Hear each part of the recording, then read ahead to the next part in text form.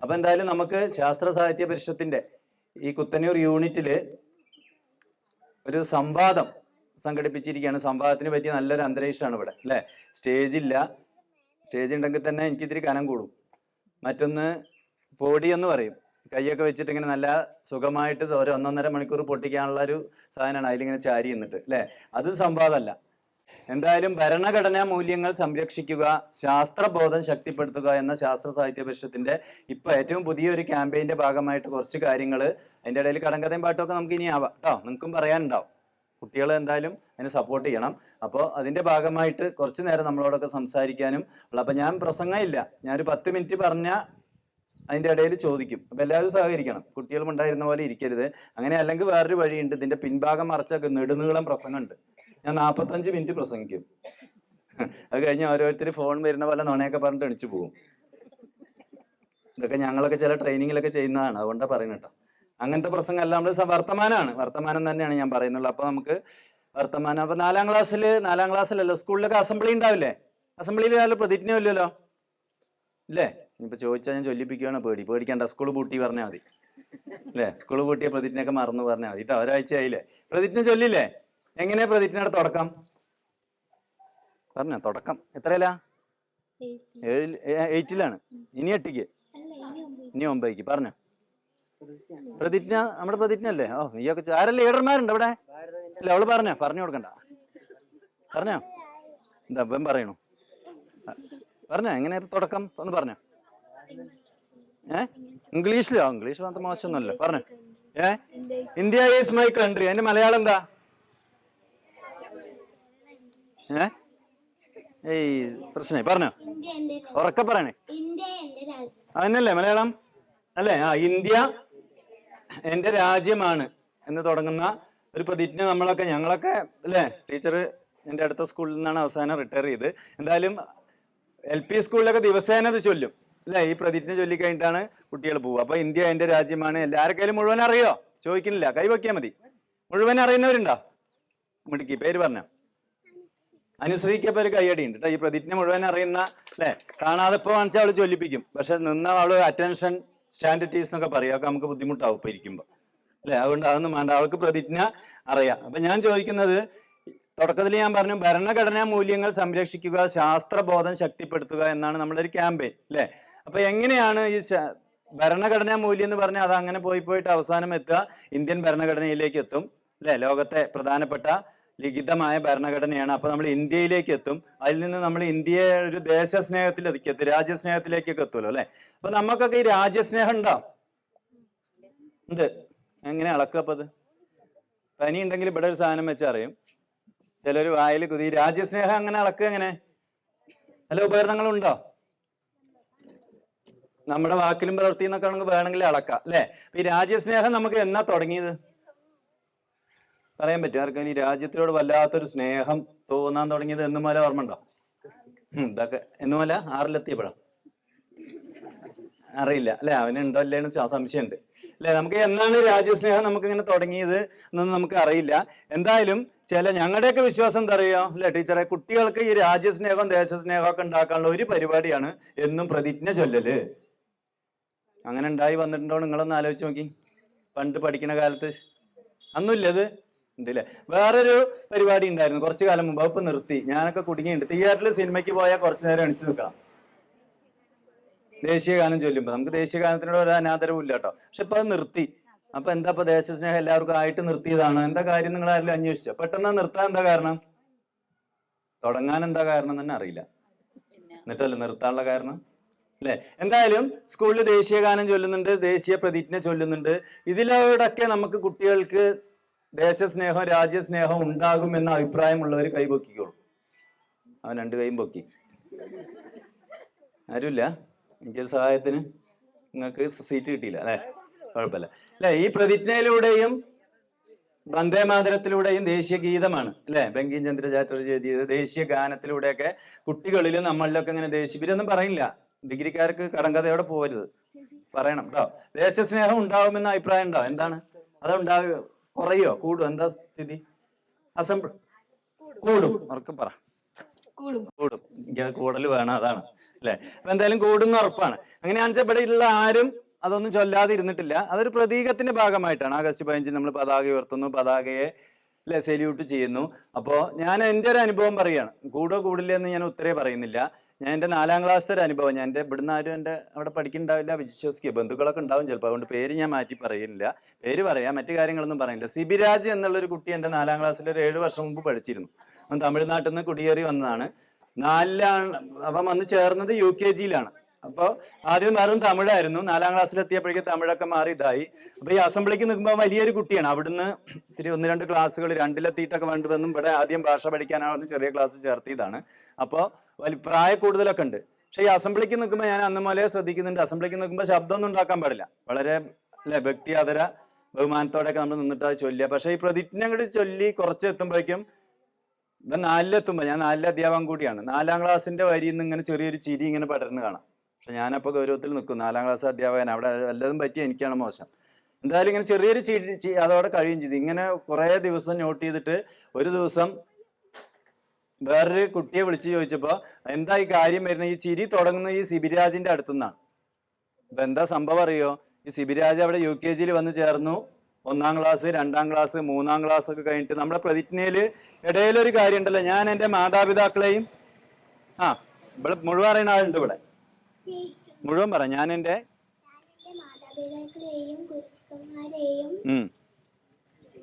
മുതിർന്നവരെയും ബഹുമാനിക്കുമല്ലേ? സ്നേഹിച്ചോ? അത് ഇതിലേറെ നല്ലതാണ്. ബഹുമാനിക്കലും സ്നേഹിക്കലൊന്നും വലിയ വ്യത്യാസമല്ല. ഞാൻ എൻ്റെ മാതാപിതാക്കളെയും ഗുരുക്കന്മാരെയും മുതിർന്നവരെയും ബഹുമാനിക്കും എന്ന് പറഞ്ഞു കഴിയുമ്പോഴാണ് ഈ ചിരി വരുന്നത്. അപ്പൊ ഞാൻ അനഘ പറഞ്ഞ അത്യാവശ്യം ക്ലാസ്സിലെ രഹസ്യങ്ങളൊക്കെ സൂക്ഷിക്കാൻ ഏർപ്പെടുത്തിയ ക്ലാസ് ലീഡറോടാണ് ഇത് ചോദിച്ചത്. അവൾക്കൊന്ന് പറയാനൊരു മടിയൊക്കെ ഉണ്ട് അല്ല. അപ്പൊ അവൾ അവസാനം പറഞ്ഞ എന്താ അറിയോ? ഈ സിബിരാജ് ഈ പ്രതിജ്ഞയുടെ ആ ഭാഗത്ത് പറയുന്നത്, ഞാൻ എൻ്റെ മാതാപിതാക്കളെയും കുറുക്കന്മാരെയും മുതിർന്നവരെയും സ്നേഹിക്കുമെന്നാണ്. ആലോചിച്ച് നോക്കാം. അപ്പൊ 4ാം ക്ലാസ്സിലെത്തി, തമിഴ്നാട്ടിൽ നിന്ന് വന്ന് 3 കൊല്ലം സ്കൂളിൽ പഠിച്ചിട്ട് സത്യത്തിൽ പ്രതിജ്ഞ എന്ന് നമ്മളിപ്പോ അങ്ങനെ ശ്രദ്ധിക്കുന്നില്ല. ഇവന് ഇതെന്തോ കേട്ടു, ഇവൻ ഇതിങ്ങനെ ആവർത്തിച്ച് പറയുന്നു. പക്ഷെ മറ്റു കുട്ടികൾക്ക് അറിയാം. ഇവനെ അവിടെ എത്തുമ്പോ ഇവൻ തമിഴും മലയാളം പറഞ്ഞ സ്ഥിതിക്ക് ആരെ സ്നേഹിക്കണ്? മോശമാണ്. പരിശുദ്ധകാരങ്ങനെ പറയാൻ പെടോ? കുറുക്കന്മാര് പരിസ്ഥിതി അല്ലെ? ഇപ്പൊ കാണാൻ ഈ ഭാഗത്തൊക്കെ ഉണ്ടോന്ന് അറിയില്ല. സത്യത്തിൽ ഇവന്റെ അന്ന് വരെ വിചാരം ആ വാക്ക് കുറുക്കന്മാരെയും എന്നാണ്. സത്യത്തിൽ എന്നെയൊക്കെ ഉദ്ദേശിക്കുന്നത്, ഞാൻ ഗുരുക്കനാണ് അല്ലെ? സത്യത്തിൽ ആ രീതിയിൽ വേണമെങ്കിൽ പഴയ വിദ്യാഭ്യാസ സമ്പ്രദായം വെച്ചാൽ 4 കൊടുക്കും. മാഷന്മാരെയാണ് കുറുക്കന്മാരെന്ന് പറയുന്നതൊക്കെ വേണമെങ്കിൽ പറയാം. പക്ഷെ സത്യത്തിൽ അവനെ അറിയില്ല. അവൻ അത് ആവർത്തിച്ച് കേട്ട് കേട്ട് കേട്ട് കേട്ട് വരുന്നു. ഇവൻ കുറുക്കന്മാരെ സ്നേഹിക്കുമ്പോൾ അത്ര മോശമൊന്നുമല്ല. കുറുക്കൻ കഥകളിലൊക്കെ അല്ലേ നല്ല ബുദ്ധിയുള്ള ആളല്ലേ കഥയില്. അതുകൊണ്ട് ഇത്തിരി സ്നേഹം ആയിക്കോട്ടെ എന്ന് വിചാരിച്ചിട്ടുണ്ടാവും. എന്തായാലും ഞാൻ പറയുന്നത്, ഇങ്ങനെയുള്ള അനുഭവങ്ങൾ നമുക്ക് കൃത്യമായി ഉണ്ടായിട്ടുണ്ട് അല്ലെ? ഇനിയിപ്പോ ദേശീയ ഗാനം ആദ്യം നിങ്ങളൊക്കെ ചൊല്ലിയത് എങ്ങനെയാ? യൂട്യൂബിലൊക്കെ ചിലർ ചൊല്ലുന്നത് ഇങ്ങനെ വരുന്നുണ്ട് കാണാം, തമാശക്കൊക്കെ അല്ലെ? അങ്ങനെയൊന്നല്ല. എന്തായാലും തെറ്റിലൂടെ തന്നെയാണ് നമ്മൾ ശരിയിലേക്ക് എത്തുക, അല്ലെങ്കിൽ കൂടുതൽ ശരിയിലേക്ക് എത്തുക. അപ്പൊ നമ്മളിങ്ങനെ പ്രതിജ്ഞയും ഇതെല്ലാം ചൊല്ലി വരുമ്പോഴും അപ്പൊ ഇതുകൊണ്ട് മാത്രം ദേശസ്നേഹം ഒന്നും ഉണ്ടാവുമെന്ന് നമ്മൾ ഉണ്ട് പറഞ്ഞു അല്ലെ? അങ്ങനെ പ്രതീക്ഷിക്കുന്നില്ല. ചിലപ്പോ ഇങ്ങനെ ചില ഒരു വാക്കിന്റെ അർത്ഥമൊന്നും അറിയുന്നുണ്ടാവില്ല. അപ്പൊ നമ്മുടെ ദേശീയ ഗാനത്തിൽ പറയുന്ന പല സ്ഥലങ്ങളും ഇന്ത്യയിലുണ്ട്. അപ്പോ പല സ്ഥലവും ഇന്ത്യയിലില്ല. ചില സ്ഥലങ്ങൾ സിന്ധൊക്കെ അല്ലെ? സിന്ധ് പറഞ്ഞ സ്ഥലം തന്നെ വേറൊരു രാജ്യത്തിലാണ്. ആ രാജ്യത്തിന്റെ പേര് പറഞ്ഞാൽ തന്നെ ചിലർക്ക് പ്രശ്നമാണ്. പക്ഷെ ഈ സ്ഥലം അവിടെയാണ്, ദിവസേന നമ്മൾ ചൊല്ലുന്നുണ്ട്.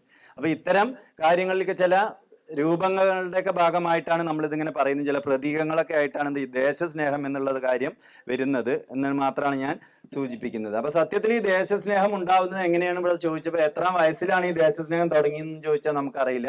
എനിക്കൊക്കെ ഈ ദേശസ്നേഹം എന്നുള്ള വാക്ക് കൂടുതൽ തുടങ്ങിയിട്ട് ഒരു 10 വർഷമായിട്ടുള്ളൂ. പണ്ട് ദേശദ്രോഹി അല്ല കേട്ടോ, അങ്ങനെ പറയരുത്. അങ്ങനെയല്ല, ഇതിനെക്കുറിച്ച് കൂടുതൽ ചിന്തിക്കാൻ തുടങ്ങിയിട്ട് ഒരു 10-15 വർഷമായിട്ടുള്ളൂ. കാരണം സത്യത്തിൽ ഇതെല്ലാം അപകടത്തിലാവുമെന്ന് തോന്നുമ്പോഴാണ് ഇതിനെക്കുറിച്ച് ചിന്തിക്കുന്നത്. ദേശസ്നേഹം അല്ലെങ്കിൽ നമ്മളുടെ ദേശരക്ഷ, ഇതൊക്കെ എവിടെയൊക്കെ ചില പ്രശ്നങ്ങൾ ഉണ്ട് മാധ്യമങ്ങളിലും ചർച്ചകളിലും ഞങ്ങളുടെ രാത്രി സംവാദ വേദികളിലൊക്കെ വരുമ്പോഴാണ് നമ്മൾ ഇതിനെക്കുറിച്ച് കൂടുതൽ അറിയാൻ ശ്രദ്ധിക്കുക. അങ്ങനെ ഒന്നുണ്ട്. അല്ലെങ്കിൽ വേറെ എങ്ങനെയാണ് നമ്മൾ ഈ പറയുന്ന ദേശസ്നേഹം നമുക്ക് കൃത്യമായി അനുഭവപ്പെടണം. നമ്മുടെ സമീപ പരിസരത്തുള്ള നമുക്കുണ്ടായ ഒരു വ്യക്തി അനുഭവത്തിലോ നമ്മുടെ സുഹൃത്തിനുണ്ടായ അനുഭവത്തിലോ ഒക്കെ ഈ ദേശസ്നേഹം എന്നുള്ള കാര്യമൊക്കെ അനുഭവപ്പെടണം. അങ്ങനെയൊക്കെ നിങ്ങൾക്ക് ചിലപ്പോൾ ഉണ്ടായില്ലേ? അത് അങ്ങനെ 2-3 തരത്തിലാണ് ഈ ദേശസ്നേഹമൊക്കെ ഉണ്ടായി വരുന്നത് എന്ന് ഞാൻ വിലയിരുത്തുന്നു. അത് തെറ്റാവാം അല്ലെ? അപ്പോൾ ശരിയാവാ തെറ്റാവാ എന്തായാലും. അപ്പൊ എന്തായാലും ഇങ്ങനെ ഒരു കാര്യം ഒരു അപകടത്തിലാവുമ്പോൾ നമ്മൾ അതിനെക്കുറിച്ച് കൂടുതൽ ശ്രദ്ധിക്കലുണ്ട്. ദേശസ്നേഹം എന്ന വാക്കൊക്കെ ഇപ്പൊ ഇന്ത്യയിലും കേരളത്തിലൊക്കെ ഒരുപാട് തെറ്റിദ്ധരിക്കപ്പെട്ട വാക്കാണ്. ഒരാളെ ചൂണ്ടി മൂപ്പരൊരു ദേശസ്നേഹിയാണ് പറഞ്ഞാൽ നമ്മുടെ മനസ്സിൽ 2-3 ചിത്രങ്ങൾ വരും. സത്യത്തില് അത് അത്ര മോശം വാക്കൊന്നുമല്ല, പക്ഷെ ആ വാക്കുണ്ടാക്കുന്ന പ്രതീകങ്ങൾ ചിലത് അത്ര അല്ലെ നമുക്ക് പോസിറ്റീവായ കാര്യമല്ല പുറത്ത് വരുന്നത് എന്നുള്ളത് കൊണ്ടാണ്. എന്തായാലും ഭരണഘടന എന്നുള്ളത് അറിയാം. ഇന്ത്യൻ ഭരണഘടനയുടെ കാര്യമൊക്കെ ഇപ്പോൾ അവർക്ക് അറിയാം. നമ്മളത് എന്നാണ് 1949 നവംബർ 26 ഉണ്ട്, 1950 ജനുവരി 26 ഉണ്ട് അല്ലെ, ഭരണഘടനാ ദിനങ്ങളൊക്കെ ഉണ്ട്. ഇങ്ങനെയൊക്കെ പറയുമ്പോഴും നമ്മൾ സത്യത്തിൽ നമ്മുടെ നാട്ടിൽ നടക്കുന്ന ചില കാര്യങ്ങൾ ഈ ഭരണഘടനയും തമ്മിൽ വലിയ ബന്ധം ഉണ്ടാവണമെന്നും ആർക്കും അറിയില്ല. ഭരണഘടന വേറൊരു സാധനം, അതൊരു ഹോളി ബുക്കാണ് അല്ലെ, 100-500 പേജിലധികമുള്ള വളരെ ദിവ്യമായി മതഗ്രന്ഥങ്ങൾ പോലെ നമ്മൾ സൂക്ഷിക്കേണ്ട ഒരു സാധനമാണ്. നമ്മുടെ നാട്ടിൽ നടക്കുന്ന കാര്യങ്ങളൊക്കെ വേറെ എന്നാണ്. അടുത്ത കാലത്ത് നമ്മുടെ നാട്ടില് പ്രശസ്താണ് ഞാൻ പറയില്ല, ഒരു നർത്തകി ഒരു പ്രസ്താവന നടത്തിയല്ലോ കേട്ടാ. ആരും ഡാൻസ് പഠിക്കുന്നവരുണ്ടോ? ഉണ്ട്. ഏതൊക്കെ പഠിക്കണ? ഏതൊക്കെ ഡാൻസാ പഠിക്കണ? ഭരതനാട്യം. ഞാൻ പ്രതീക്ഷിച്ച് മോഹിനിയാട്ടം. അതില്ല. ഏതാ? ഭരതനാട്യമാണ്. എല്ലാവരും ഭരതനാട്യത്തിന്റെ ആളാ. പോട്ടെ അല്ലെ. എന്തായാലും മോഹിനിയാട്ടത്തെ കുറിച്ച് അടുത്ത കാലത്ത് ഒരു കേരളത്തിൽ സജീവ ചർച്ച നടന്നു. നിങ്ങളൊക്കെ കേട്ടിട്ടുണ്ടാവില്ലേ? മോഹിനിയാട്ടത്തെ കുറിച്ചല്ല ചർച്ച നടന്നത് അല്ലെ, വേറൊരു ചർച്ചയാണ് നടന്നത്. ഇതും ഭരണഘടനയും തമ്മിൽ എന്തെങ്കിലും ബന്ധമുണ്ടോ? നിങ്ങളോட ചോദ്യം, ഡിഗ്രിക്കാരോട്. ഡിസ്ക്രിമിനേഷൻ അല്ലെ, ഡിസ്ക്രിമിനേഷൻ എന്നുള്ളൊരു വാക്ക് ഏത് ആർട്ടിക്കിൾ എന്ന് അറിയോ? നിർബന്ധമൊന്നുമില്ല അറിയണമെന്ന്. അങ്ങനെ പറഞ്ഞോ. 21 22 ആണ് എന്നാണ്. എന്തായാലും ഭരണഘടനയുടെ ആർട്ടിക്കിൾ 14 മുതൽ 18 വരെയുള്ള അതിലാണ് ഈ കാര്യങ്ങൾ പറയുന്നത്. ഇത് അറിഞ്ഞിട്ടാണോ അവര് പറഞ്ഞ്? ഇത് അറിഞ്ഞിട്ടാണോ നമ്മളൊക്കെ പ്രതികരിച്ച് ഫേസ്ബുക്കിൽ പോസ്റ്റ് ഇട്ട്? ഫേസ്ബുക്കിൽ പോസ്റ്റ് ഇടുന്ന ഒരു 50 വയസ്സ് കഴിഞ്ഞവരാളു. ഇവരൊക്കെ എന്തിനാ പോസ്റ്റ് ഇടുക? റീല്, ഇൻസ്റ്റഗ്രാമിൽ. എനിക്ക് എത്ര നമ്മളൊക്കെ ഒന്ന് എത്തിയിട്ടുണ്ടാവാം മിക്കവാറും അല്ലെ. വളരെ ഞങ്ങളോട് ചിലര് തന്ത വൈബ് എന്നൊക്കെ പറയാ അല്ലെ. നമ്മുടെ ഒരു സുഹൃത്ത് തന്നെ പറയും, നിങ്ങളൊക്കെ തന്ത വൈബുകളാണ്, 50 കഴിഞ്ഞവർക്ക് ഫേസ്ബുക്കിൽ ഇങ്ങനെ അർമാദിക്കുക. ഞങ്ങളൊക്കെ അതൊന്ന് പോയി ആരും ഇല്ല അതില്. ഫേസ്ബുക്ക് സുഹൃത്തുക്കളെയൊക്കെ നോക്കുമ്പോണ്ടോ അല്ലെ, ഒക്കെ ഇൻസ്റ്റയിലാണ്. ഞാൻ അതിൽ നിൽക്കുവോ? ഓർക്കൂട്ടുന്നല്ലേ തുടങ്ങിയത്, ഓർമ്മ ഉണ്ടോ? തുടങ്ങിയത് ഓർക്കൂട്ടിലായിരുന്നു, അത് നിങ്ങൾക്ക് അറിയില്ല അല്ലെ. അപ്പൊ എന്തായാലും ഇൻസ്റ്റയിൽ നിന്നൊക്കെ പോവും. എന്തായാലും അതിലേക്ക് എത്തി അതിനോടൊപ്പം നമുക്കും എത്താൻ കഴിയണമെന്നാണ്. അപ്പൊ ഞാൻ പറയുന്നത് ആർട്ടിക്കിൾ 14 മുതൽ 18 വരെയുള്ളതിൽ പറയുന്നത് the state shall not discriminate, അവൾ പറഞ്ഞ കൃത്യമാക്കാണ്, against any citizen on grounds only of religion, race, caste, sex, place of birth or any of them എന്നാണ്. ഇതിന്റെ പേരിലൊന്നുള്ള ഒരു ഡിസ്ക്രിമിനേഷനും ആർക്ക് പാടില്ലാണ്? ദി സ്റ്റേറ്റ് ഷാൾ എന്നാ പറഞ്ഞു. സ്റ്റേറ്റിന്റെ കാര്യമില്ലേ, നമുക്ക് ബാധകമാണോ? എന്താ ഈ സ്റ്റേറ്റ്? നമ്മൾ തന്നെ state, I am the state അല്ലെ, അത് വേറെ രീതിയിലാണ് പറയാ. അപ്പൊ നമ്മൾ തന്നെയാണ് അല്ലെ. അപ്പോ നോക്കൂ, ഈ ഒരു പ്രസ്താവനയെ നമ്മൾ പ്രതിരോധിക്കേണ്ടത് ശരിക്കും എങ്ങനെയായിരുന്നു? ഭരണഘടനയിലെ 14 മുതൽ 18 വകുപ്പുകൾ പ്രകാരം ഇത്തരത്തിൽ ഇതില് ആ ഒരു വനിതയുടെ പ്രസ്താവനത്തിൽ ഏതിലാ വരിക? സെക്സുമായി ബന്ധപ്പെട്ടതാണ് അല്ലെ, ജെൻഡറുമായി ബന്ധപ്പെട്ടല്ലേ പ്രസ്താവന വന്നത്. ഇന്ന ആൾക്ക് പറ്റും, ഇന്ന ആൾക്ക് പറ്റില്ല. കളർ വരുന്നത് ഏതിലാ? ചിലപ്പോ റൈസിലായിരിക്കാം. കളറും റൈസും തമ്മിൽ ബന്ധമുണ്ട് അല്ലെ. ഈ രീതിയിലൊക്കെ വിലയിരുത്താൻ സത്യത്തിൽ പരിഷത്തൊക്കെ ശ്രദ്ധിക്കലുണ്ട്. അപ്പോഴാണ് ഇതിന്റെ ഒരു ഭീകരാവസ്ഥ ബോധ്യപ്പെടുക. മറ്റേത് അല്ലെ, കളറ് ഇതിലൊക്കെ ചുരുങ്ങി പോകുമ്പോൾ നമുക്കിത് അറിയില്ല പരസ്പരം. ഭരണഘടനയ്ക്ക്, ഇന്ത്യൻ ഭരണഘടനയ്ക്ക് പറ്റുന്ന ഒരു അപകടത്തിന്റെ സൂചനയാണ് ആ സ്ത്രീയുടെ പ്രസ്താവന എന്ന് നമ്മൾ മനസ്സിലാക്കണം. ആ രീതിയിൽ മനസ്സിലാക്കിയിരുന്നു. ഗുഡ്. നിങ്ങൾ മനസ്സിലാക്കുക. ഇവർക്കിപ്പോൾ അത് അറിയില്ല, പിന്നീട് മതി. നമ്മളിപ്പോ ദേശീയ, ഞാൻ കുറച്ചു മുമ്പ് പറഞ്ഞ ദേശീയ ഗാനോ പ്രതിജ്ഞ ഒക്കെ ചൊല്ലി ഇങ്ങനെ തെറ്റുണ്ടെങ്കിൽ തിരുത്തണം. സിബിരാജിന് പറ്റി അബദ്ധം പറ്റരുത് കേട്ടോ. ചിലപ്പോൾ നമ്മൾ ചൊല്ലുമ്പോൾ ചില വാക്കുകളിലൊക്കെ തെറ്റ് വന്നാൽ അതിന്റെ അർത്ഥം മാറിപ്പോവും. അപ്പോൾ അങ്ങനെയൊക്കെ ശ്രദ്ധിച്ച് നമ്മൾ മെല്ലെ മെല്ലെ ഈ ദേശസ്നേഹത്തിലേക്ക് എത്തുമ്പോൾ ഈ ഭരണഘടനയ്ക്കും ദേശസ്നേഹത്തിനൊക്കെ എതിരെ പൊതുവെ സമൂഹത്തിൽ ഉണ്ടാവുന്ന ചില ചലനങ്ങളെ എങ്ങനെ ഭരണഘടനയുമായിട്ടൊക്കെ ബന്ധിപ്പിച്ച് നമുക്ക് പറയാൻ കഴിയണം എന്നാണ് അതിൽ പറയാനുള്ളത് അല്ലെ. അപ്പൊ നമുക്ക് ഇന്ത്യ എന്റെ രാജ്യമാണ് എന്നാണ് നമ്മുടെ ഒരു കലാജാഥയിൽ ആ പ്രതിജ്ഞ മുഴുവൻ പറയുന്നുണ്ട്. അതിൽ ബിരുക്ക് പറ്റിയ പോലെ അതിൽ കലാജാഥയിൽ പ്രധാന കഥാപാത്രമായിട്ട് ഞങ്ങൾ മണ്ണാർക്കാട്ട് നിന്ന് കുമാരേട്ടനെ ക്ഷണിച്ചു. ഒരു ഇവിടെയൊക്കെ വന്ന് ചിലപ്പോൾ അവതരിപ്പിച്ചിട്ടുണ്ടാവും. മൂപ്പര് പറയും, മാഷെ ഞാനില്ല, അപ്പൊ എന്താ പ്രതിജ്ഞ കാണാതെ പറയേണ്ടതാണ്, ഞാൻ പണ്ട് സ്കൂളിലെ കുടുങ്ങിയിരിക്കുന്നത്, അതുകൊണ്ടാണ്. മൂപ്പര് തമാശക്ക് പറഞ്ഞാണ്. മൂപ്പര് പക്ഷേ കലാജാഥയിൽ വന്നിട്ട് കൃത്യമായിട്ട് അത് പറഞ്ഞു. മൂപ്പര് തമാശക്ക് പറഞ്ഞൊരു കാര്യമാണ്. എന്തായാലും ആ പ്രതിജ്ഞയെ കുറിച്ചും ഇന്ത്യൻ ഭരണഘടനയുടെ ആമുഖത്തെ കുറിച്ചൊക്കെ ജനങ്ങളുമായി സംവദിക്കുന്ന അല്ലെ, നമ്മൾ ഇന്ത്യക്കാർ എന്നുള്ളൊരു കലാജാഥയുമായിട്ട് നമ്മൾ ജനങ്ങളുടെ അടുത്ത് എത്തിയിരുന്നു. അപ്പോ എന്താ ഈ ദേശീയത ആണ് നമ്മൾ കേട്ടിട്ടുണ്ട്. ആർക്കെങ്കിലും അതൊരു ഒറ്റ വാക്ക് പറയാൻ പറ്റും? ഇവരോട് കൂടുതൽ ചോദിക്കാതുകൊണ്ട് എന്താ ദേശീയത? അതിനൊന്ന് എന്താണ് അതിനൊരു ഡെഫിനിഷൻ എന്തായിരിക്കും? ആർക്കും പറയാം. എനിക്ക് പൊതുവെ എല്ലാവരും പരിചയമില്ലാത്തതുകൊണ്ട് ചോദിക്കണുള്ളൂ. ദേശീയത ഇവിടെ എന്താ പറഞ്ഞു? ഞാൻ ഇതെല്ലാം കാണും. അങ്ങനെ ആവാ അല്ലെ? രാഷ്ട്രീയം പറയുമ്പോ രാഷ്ട്രത്തെ സംബന്ധിച്ച്, അവർ ദേശത്തെ സംബന്ധിച്ച് എന്നാണ് പറയാം. ഓക്കെ, കൈയടിക്കണം ഒന്ന്, അപ്പോഴല്ലേ ഉഷാറുള്ളൂ. അംഗീകാരം വളരെ പ്രധാനമാണ് കേട്ടോ. അപ്പൊ ദേശത്തെ സംബന്ധിച്ച് എന്ന് പറയാ അല്ലെ? അപ്പൊ എന്തായാലും പൊതുവെ നമ്മൾ അതിനെ പറയുകയാണെന്ന് വെച്ചാൽ രാജ്യം എന്ന ഒരു പൊതുവികാരത്തിനെയാണ് ദേശീയത എന്ന് പറയാം. രാജ്യം അല്ലെ, ഇന്ത്യ എന്റെ രാജ്യമാണ്. നമുക്കത് പറയുമ്പോൾ ഒന്നും ബോധ്യപ്പെട്ടില്ലെങ്കിലും പല രീതിയിൽ ഇന്ത്യ എന്റെ രാജ്യമാണ്. വിദേശത്തൊക്കെ പോകുന്ന എല്ലാവർക്കും ബോധ്യപ്പെടുന്നുണ്ട് അല്ലെ, നമ്മുടെ രാജ്യത്തെ കുറിച്ച്, നമ്മുടെ സംസ്ഥാനത്തെ കുറിച്ച്. അപ്പൊ ഒരു രാജ്യം എന്ന പൊതുവികാരത്തെ വേണമെങ്കിൽ ദേശീയത എന്ന് പറയാം. ഞങ്ങളൊക്കെ പണ്ട് 10ാം ക്ലാസ് പഠിക്കുമ്പോൾ എസ് ചോദിക്കും, 1.5 പേജിൽ കവിയാതെ ഉപന്യസിക്കുക പറയും അല്ലെ. 1.5 പേജ് എണ്ണാനൊന്നും നിൽക്കില്ല, സമയം ഉണ്ടാകത്തോണ്ട് അങ്ങനെയാണ് പൊതുവെ പറയുക. അന്ന് ഇന്ത്യയെ കുറിച്ച് പറയുമ്പോൾ പറയുന്ന പ്രധാനപ്പെട്ട ഒരു വാക്കാണ് നാനാത്വത്തിൽ. ഇപ്പോഴുണ്ടോ അത്? അത്ര ഉണ്ടോ എനിക്കറിയില്ല. ഉണ്ടോ? യൂണിറ്റി ഇൻ ഡൈവേഴ്സിറ്റി അല്ലെ. ഞങ്ങളൊക്കെ അത് ഒരുപാട് എഴുതിയിട്ടുണ്ട്. ഹിസ്റ്ററിക്ക് മാർക്ക് വാങ്ങിയത് പലപ്പോഴും അങ്ങനെ, നാനാത്വത്തിൽ ഏകത്വം എന്ന ഇതിനെ കുറിച്ച് ചോദ്യങ്ങൾ വരാറുണ്ട് അല്ലെ. അങ്ങനെ ഒരു ഇതുണ്ട്. അപ്പോ സത്യത്തില് വളരെ പ്രധാനപ്പെട്ട വാക്കാണ്. ഒരുപക്ഷെ ഇനി ഭാവിയിൽ നിങ്ങളുടെ ഒന്നും പാഠപുസ്തകങ്ങളിലോ ഇത്തരം ചർച്ചകളിലോ ഒന്നും ഉണ്ടാവാൻ ഇടയില്ലാത്തൊരു വാക്ക് കൂടിയാണ് നാനാത്വത്തിൽ ഏകത്വം. എന്താ വാക്കിന്റെ അർത്ഥം ആരെന്ന് പറയാ? നാനാത്വത്തിൽ ഏകത്വം. സംഘടന നോക്കണില്ല, ഇവിടെയൊക്കെ കുറെ ആളുണ്ട്. എന്താ അതെല്ലാം സഹായിക്കണം ഇടയിൽ, അല്ലെങ്കിൽ ഞാൻ അങ്ങനെ പറഞ്ഞോളൂ.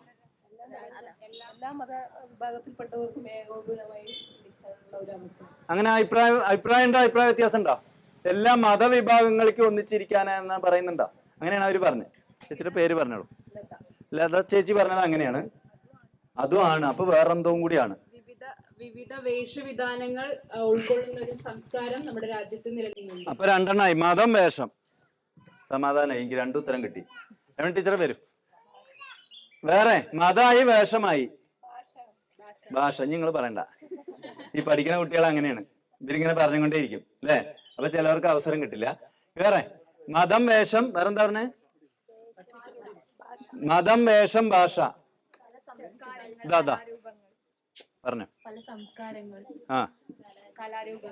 അതാ കലാരൂപങ്ങൾ വരെ വന്നു. ഭാഷ, വേഷം, പല സംസ്കാരങ്ങൾ, കലാരൂപങ്ങൾ എന്നിവയൊക്കെ ചേർന്നത് ആണെങ്കിലും പൊതുവെ മുസണ റെഡി. അവിടുത്തെ കഴിഞ്ഞ.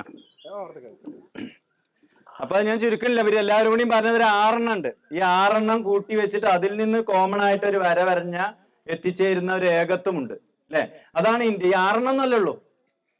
നാനാത്വം ഒരുപാടുണ്ട് അല്ലെ. ലക്ഷക്കണക്കിന് നാനാത്വങ്ങളിൽ നിന്നാണ് നമ്മൾ ഇന്ത്യ എന്നൊരു ഏകത്വത്തിലേക്ക് എത്തുന്നത്. സത്യത്തിൽ പറയുക വൈവിധ്യങ്ങളുടെ ഒരു കടലാണ് എന്ന് തന്നെ പറയും ഇന്ത്യയെ സംബന്ധിച്ചിടത്തോളം. എല്ലാ രാജ്യമൊന്നും അങ്ങനെയല്ല കേട്ടോ.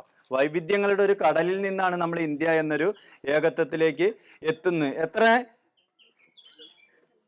അല്ലെ. ഇപ്പൊ ജാതിയുടെ മതത്തിന്റെ കാര്യം പറഞ്ഞു. എത്ര ജാതി ഉണ്ടാവും ഇന്ത്യയില്? കേരളത്തിലാണിച്ചപ്പോ നമുക്ക് എണ്ണ കഷ്ടി. ഏകദേശം ആർക്കെങ്കിലും അറിയാം? ഇന്ത്യയിലെ ജാതികൾ തന്നെ 6000-ത്തിലധികം ഉണ്ട്. ഗൂഗിൾ ചെയ്താലൊക്കെ കിട്ടും. കറക്റ്റ് ഉത്തരവാണെന്നില്ല. 6000-ത്തിലധികം ജാതികളുണ്ട്. അതിൽ തന്നെ 22,000-ത്തിലധികം ഉപജാതികളുണ്ട്. ഈ ജാതിയിൽ നിന്ന് പിന്നെയും പോകുന്നത് 22,000. 6000 ജാതികള്, 22,000-ത്തിലധികം ഉപജാതികളുണ്ട് അല്ലെ. പിന്നെ നമ്മളുടെ ഇവിടെ തന്നെ ഇത് പട്ടേലിനെ കുറിച്ചൊക്കെ നമ്മൾ പഠിക്കുന്നുണ്ട്. നാട്ടുരാജ്യങ്ങളുടെ അല്ലെ. മൂപ്പർക്കൊരു ഓമനപ്പേരുണ്ടല്ലോ. ഓമനപ്പേര് പറയാൻ പറ്റില്ല, വിശേഷണമുണ്ട്. എന്താണ്? ഉരുക്ക് മനുഷ്യൻ. ഈ ഉരുക്ക് വിശേഷം കിട്ടിയത് നാട്ടുരാജ്യങ്ങളെ സംയോജിപ്പിച്ചിട്ടാണ് അല്ലെ. ഏകദേശം 500-ലധികം, 500-ഒന്നുമല്ല, ആയിരക്കണക്കിന് നാട്ടുരാജ്യങ്ങൾ, കേരളത്തിലെ നാട്ടുരാജ്യങ്ങളെ കുറിച്ച് നമുക്കറിയാം. ഇവയുടെയൊക്കെ സംയോജനം ഉണ്ട്. ഇതെല്ലാം നാനാത്വത്തിൽ ഏകത്വം എന്നുള്ളൊരു വാക്കിൽ നിന്നാണ് നമ്മൾ എത്തി. അങ്ങനെയാണ് ദേശീയത എന്ന വാക്ക് വന്നത്. പക്ഷെ ഇപ്പൊ ഈ ദേശീയത എന്ന വാക്ക് ഞാൻ കുറച്ചും മുമ്പ് പറഞ്ഞു, തെറ്റിദ്ധരിച്ചിട്ട് എവിടെ എത്തിയിട്ടുണ്ടല്ലോ, തീവ്ര ദേശീയതയായിട്ടുണ്ട്. കുറച്ചുകൂടി തീവ്രത കൂടിയ ദേശീയതയാകുമ്പോൾ ചെറിയ പ്രശ്നം വരും. ദേശീയത മാറി തീവ്ര ദേശീയതയായിട്ട് 3ആയിട്ട് എഴുതാം. ദേശീയത, തീവ്ര ദേശീയത. ഒരു വാക്കും കൂടി എഴുതാൻ പറ്റും അതിന്റെ അടുത്ത്. ഈ ദേശീയത തീവ്ര ദേശീയതയായി മാറിക്കഴിഞ്ഞാൽ അടുത്തുണ്ടാവുന്ന വാക്കിന്റെ പേര് 3 അക്ഷരമുള്ള ഒരു വാക്കാണ്. ഫാസിസം എന്നാണ് അതിനെ പറയുക. ദേശീയത, തീവ്ര ദേശീയത, ഫാസിസം. അതിന്റെ ഇടയത്തെ വരകളിൽ ഒരുപാട് ഗ്യാപ്പ് ഉണ്ട്. അത് മുഴുവൻ ഞാൻ പറയുന്നില്ല അല്ലെ. എന്തായാലും ഇത്തരം വൈവിധ്യങ്ങളിൽ നിന്നൊക്കെയാണ് നമ്മൾ ഇത് ഉണ്ടാകുക. ഇപ്പൊ ഇന്ത്യയിൽ ഔദ്യോഗികമായിട്ട് 22 ഭാഷകളുണ്ട്. ഭരണഘടന അംഗീകരിച്ച ഔദ്യോഗിക ഭാഷകൾ തന്നെ 22 എണ്ണം ഉണ്ട്. അതിൽ തന്നെ 24,000 പ്രാദേശിക ഭാഷകളുണ്ട്. നമ്മളുടെ ആരോടാ ചോദിക്കാൻ, ഇതുവരെ ചോദിക്കാത്ത ആരുള്ളത്? നമ്മുടെ ദേശീയ ഭാഷ ഏതാ? ക്ലാസ് ശ്രദ്ധിക്കണ്ടേ അല്ലേ? അവള് മലയാളം, അവൾക്ക് കേരളമാണ് ഇപ്പൊ ദേശീയ തലസ്ഥാനം, എല്ലാം കേരളമാണ്. അപ്പൊ കേരളത്തിലെ ഭാഷ മലയാളം, കുഴപ്പമൊന്നുമില്ല കേട്ടോ. അവള് എത്രയില്ല? 3-ലെത്തിയിട്ടുള്ളു. അപ്പൊ അത്ര പറയാം. നീ പറഞ്ഞില്ല ദേശീയ ഭാഷ. നമ്മുടെ ഇന്ത്യക്കാരുടെ ദേശീയ ഭാഷ ഏതാ? പറഞ്ഞു കൊടുക്കും. ഹിന്ദി അല്ലേ? ഞങ്ങള് പണ്ട് പഠിക്കാം, മേ വരുമ്പോ ഹും, തും വരുമ്പോ ഹോ, അങ്ങനെയൊക്കെ പഠിച്ചിരുന്നിട്ടാ. നിങ്ങളൊക്കെ അങ്ങനെയായിരിക്കും. ഇപ്പൊ പറയാൻ ബുദ്ധിമുട്ടുണ്ടാവും, എനിക്ക് അത്ര ബുദ്ധിമുട്ടില്ലാത്തതുകൊണ്ട് ഞാൻ പറഞ്ഞോളൂ. എന്തായാലും ഹിന്ദി ദേശീയ ഭാഷയാണ്. എന്തുകൊണ്ടായിരിക്കും ഹിന്ദി ദേശീയ ഭാഷയായി? നീ ഇങ്ങനെ കൈപൊക്കി ഞാൻ വിളിക്കും. ഇന്ത്യയിലെ കൂടുതൽ ജനങ്ങൾ സംസാരിക്കുന്ന ഭാഷ ആയതുകൊണ്ടാവാ. എത്ര ഉണ്ട്? ഏകദേശം 27% ജനങ്ങളുടെ മാതൃഭാഷയാണ് ഹിന്ദി. പറഞ്ഞോ. ഔദ്യോഗിക ഭാഷ ഉണ്ടോ എന്നാണ്. സത്യത്തിൽ ഇന്ത്യയുടെ ഔദ്യോഗിക ഭാഷ ഹിന്ദിയാണോ ഇംഗ്ലീഷാണോ? അല്ലെ? ഞാൻ വേറെ ഒന്നിക്കാണ് അത് വരാം. എന്തായാലും ഔദ്യോഗിക ഭാഷ എന്ന് പറഞ്ഞാൽ നമ്മൾ ദേശീയ ഭാഷ ആണല്ലോ ചോദിച്ചത്. അത് കാരണം ഇതിന്റെ ഒരു വോളിയം തന്നെയാണ്. 27% ആളുകളുടെ മാതൃഭാഷയാണ് ഹിന്ദി. അതിലും അപ്പുറത്തെ ആളുകൾ സംസാരിക്കുന്നുണ്ട്. 40%-ലധികം ആളുകൾ ഇന്ത്യയുടെ വിവിധ സംസ്ഥാനങ്ങളിൽ ഹിന്ദി സംസാരിക്കുന്നുണ്ട്. അതുകൊണ്ടാണ് ഹിന്ദിയെ ദേശീയ ഭാഷയായിട്ട് തെരഞ്ഞെടുത്തത് എന്നാണ് പറയുന്നത്. പക്ഷേ 31 ഭാഷകൾ, വേറെ 31 ഭാഷകൾ, 10 ലക്ഷത്തിലധികം ആള് സംസാരിക്കുന്ന 31 ഭാഷകളുണ്ട്. മുഴുവൻ നമുക്ക് പേരറിയുന്നില്ലെങ്കിലും അല്ലേ? പക്ഷെ ഒരു പൊതുഭാഷയായിട്ട് ഇംഗ്ലീഷ് കയറി വരുന്നുണ്ടല്ലോ. നമുക്ക് ആർക്കും അതിൽ വിരുദ്ധ അഭിപ്രായമൊന്നുമില്ല. ലോകഭാഷ എന്ന രീതിയിൽ ഇംഗ്ലീഷ് വരുന്നുണ്ട്. അപ്പോൾ ഇത്തരം വൈവിധ്യങ്ങളൊക്കെ ഉള്ളപ്പോഴാണ് അല്ലെ ഞാൻ പറയുന്നത് നമ്മുടെ ദേശീയത, തീവ്ര ദേശീയത. അപ്പോഴാണ് പൊതുവെ ഇപ്പോഴത്തെ ഒരു ചിന്ത എന്താ കേട്ടിട്ടുണ്ടാവും നിങ്ങൾ? ഒരു രാജ്യം, ടീച്ചർ പറയും. നല്ല ചോദ്യമാണ്. ചോദ്യത്തിന് ഉത്തരം ചിലപ്പോൾ നിങ്ങൾ തന്നെ പറയേണ്ടി വരും കേട്ടോ, അല്ലെ? അപ്പൊ സംവാദം പറയുമ്പോ അങ്ങനെയാണ്. ചോദ്യം ചോദിക്കാൻ നമുക്ക് തന്നെ പൊതുവായിട്ട് ഉത്തരം കണ്ടെത്താം, അല്ലെ? ദേശീയത, തീവ്ര ദേശീയത എന്നുള്ളതിന് തമ്മിൽ വ്യത്യാസം. ഒന്ന് ദേശീയത എന്നുള്ളത് നമ്മൾ പറഞ്ഞ രാജ്യമാണ് അവിടെ മെയിൻ. മറ്റേ തീവ്ര ദേശീയത പറഞ്ഞ ഈ രാജ്യത്തിലെ ഒരു പക്ഷേ ക്വാണ്ടിറ്റിയുടെ ഭാഗമായിട്ട് മുന്നിൽ നിൽക്കുന്ന വേറെ ചില ഘടകങ്ങൾ ഈ രാജ്യവുമായി ബന്ധിപ്പിച്ച് അതും കൂടി ഇതുമായിട്ട് കണക്ട് ചെയ്യാണ്. അത് ചിലപ്പോ മതമാവാം. ആദ്യമല്ല, ദേശീയ ഒരു രാജ്യം അതിന്റെ ക്വാണ്ടിറ്റിയുടെ പേരിൽ മുന്നിലേക്ക് നിൽക്കുന്ന ഭൂരിപക്ഷം മതം ചിലപ്പോൾ ഈ ദേശീയതയായിട്ട് മുന്നിൽ കൂടെ വിശ്വാസമാവാം. ഇങ്ങനെ പലതും കൂട്ടിച്ചേർത്ത് പറയുമ്പോൾ തീവ്ര ദേശീയതയാവും. അവിടെ നമ്മൾ മറ്റേതിൽ ദേശീയത്തിൽ ക്വാണ്ടിറ്റി നോക്കുന്നില്ല, നാനാത്വമാണ് നോക്കുന്നത്. അപ്പൊ എണ്ണത്തില് മറ്റേതിൽ നമ്മൾ വണ്ണാണ് നോക്കുന്നത്, ക്വാളിറ്റിയാണ് നോക്കുന്നത്. പക്ഷെ എണ്ണത്തിൽ ഭൂരിപക്ഷം നിൽക്കുന്ന ചിലത് ഈ ദേശീയതയുമായി ബന്ധിപ്പിക്കുമ്പോൾ അത് തീവ്ര ദേശീയതയായിട്ട് മാറും. അങ്ങനെ മാറുമ്പോൾ അത് പല രീതിയിൽ മാറും. നമ്മൾ അല്ലെ ഇപ്പൊ അവിടെ നിങ്ങൾ ചില പോസ്റ്ററുകളിൽ കണ്ടിട്ടുണ്ടാവില്ലേ വിവേകാനന്ദന്റെ ചില ഫോട്ടോകൾ. ഈ വ്യക്തി പല കാര്യങ്ങളിലും ശാസ്ത്രീയമായ കാഴ്ചപ്പാടുകൾ പറഞ്ഞൊരു വ്യക്തിയാണ്. അദ്ദേഹത്തിന്റെ ചില ഫോട്ടോകൾ കണ്ടിട്ടില്ലേ?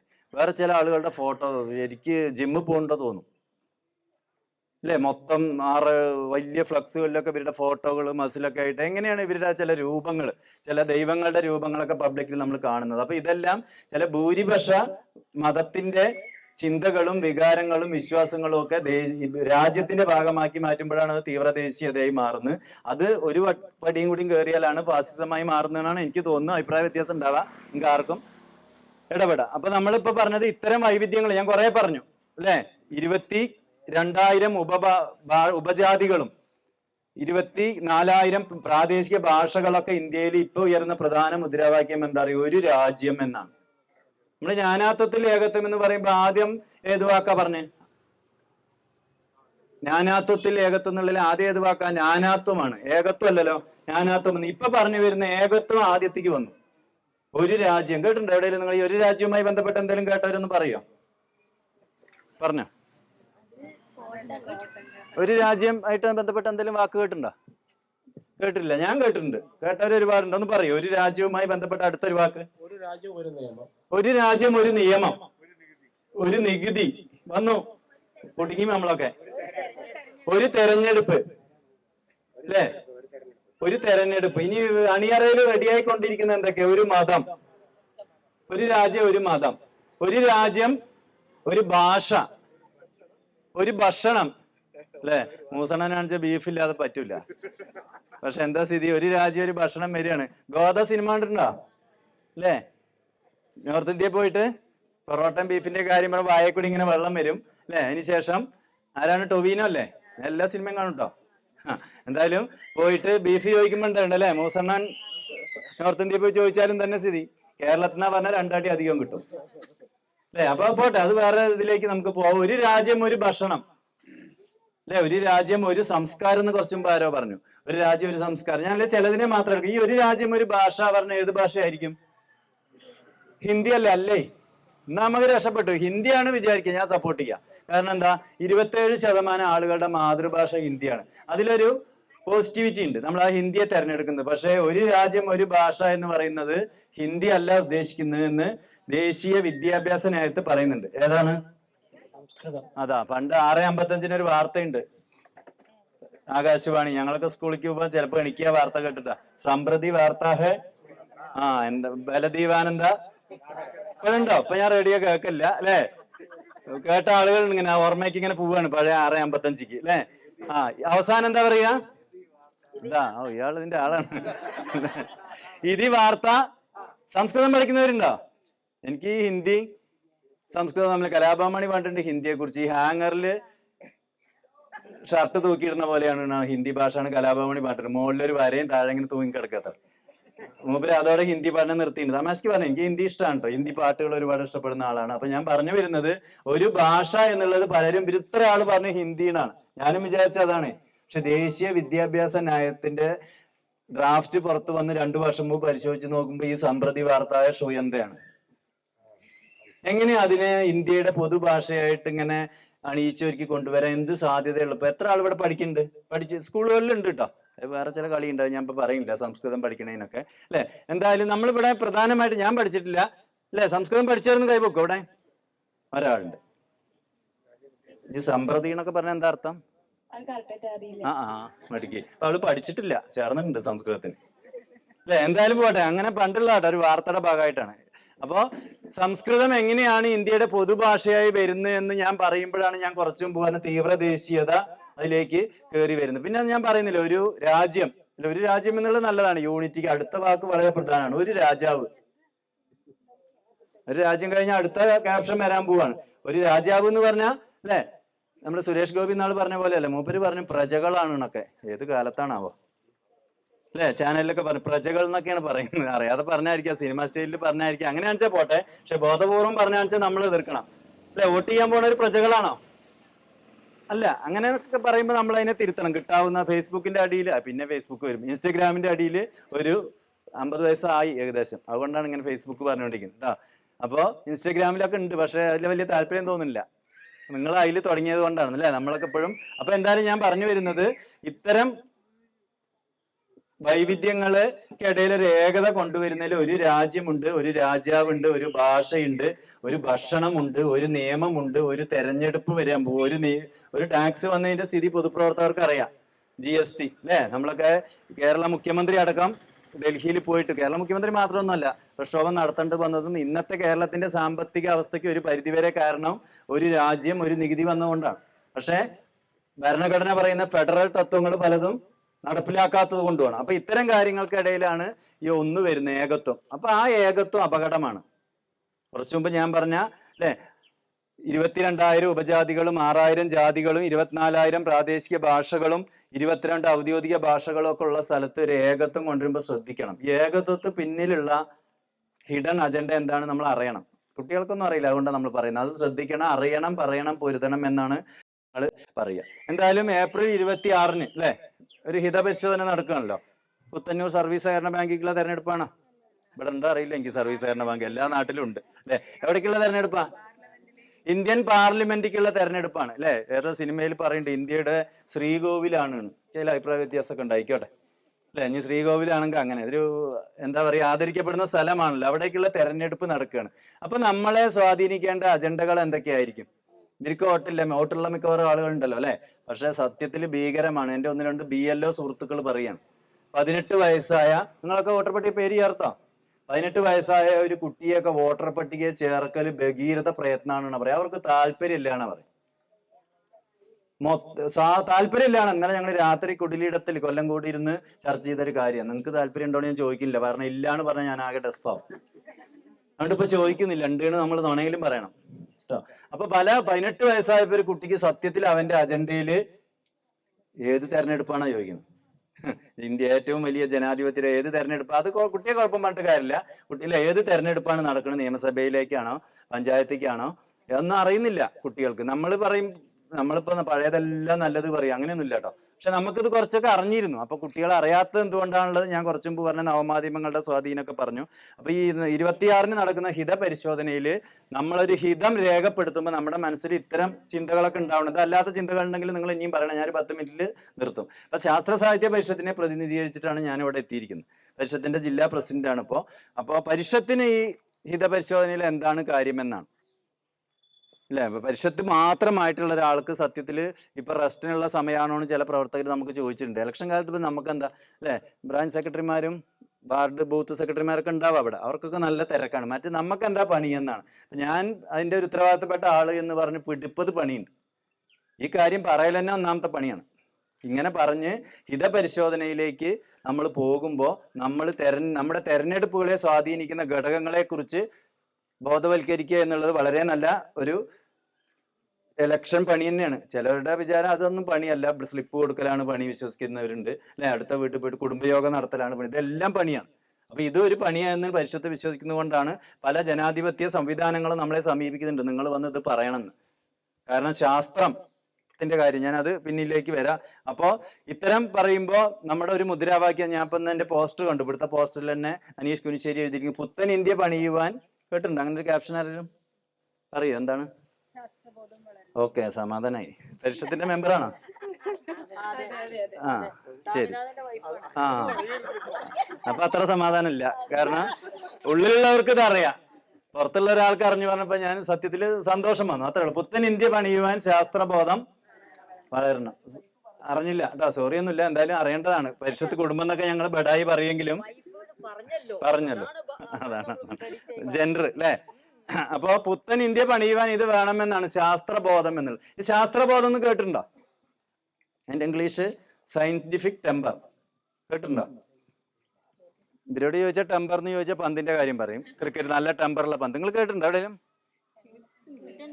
കേട്ടിട്ടുണ്ട്. എവിടെയോ അതാണ് അല്ലെ, നമുക്ക് അത്ര പിടിയില്ല, എന്തായാലും കേൾക്കണം. സയന്റിഫിക് ടെമ്പർ എന്നുള്ള വാക്ക് ഇന്ത്യൻ ഭരണഘടനയിലുണ്ട്. ലോകത്ത് ഈ വാക്കുള്ള ഏക ഭരണഘടന ഇന്ത്യയുടെയാണ്. ആലോചിച്ച് നോക്കാം. നമുക്ക് പൊതുവെ ഇപ്പോഴത്തെ ട്രെൻഡ് നിങ്ങൾക്കൊക്കെ ഉണ്ടാവും. സ്വപ്നം എന്താ? പഠനം കഴിഞ്ഞാൽ യൂറോപ്പിക്ക് പോകണം, അമേരിക്കയ്ക്ക് പോകണം എന്നൊക്കെ സ്വപ്നം കാണുമ്പോൾ നമ്മുടെ ഈ പരിഭാവനമായ ഭരണഘടനയിൽ ലോകത്ത് ആദ്യമായിട്ടാണ് ഒരു ഭരണഘടനയിൽ സയന്റിഫിക് ടെമ്പർ എന്നുള്ള വാക്കുള്ളത്. ഈ വാക്ക് ഭരണഘടനയിൽ ഉൾപ്പെടുത്താൻ വേണ്ടി പ്രയത്നിച്ച ഒരു വ്യക്തിയുണ്ട്. ഞാൻ ഈ സോഷ്യൽ സയൻസ് ക്ലാസ് ഒന്നും എടുക്കുന്നില്ല. ആർക്കാ പറയാൻ പറ്റുമോ? ജവഹർലാൽ നെഹ്റു, ഇന്ത്യയുടെ ആദ്യത്തെ പ്രധാനമന്ത്രി അല്ലെ.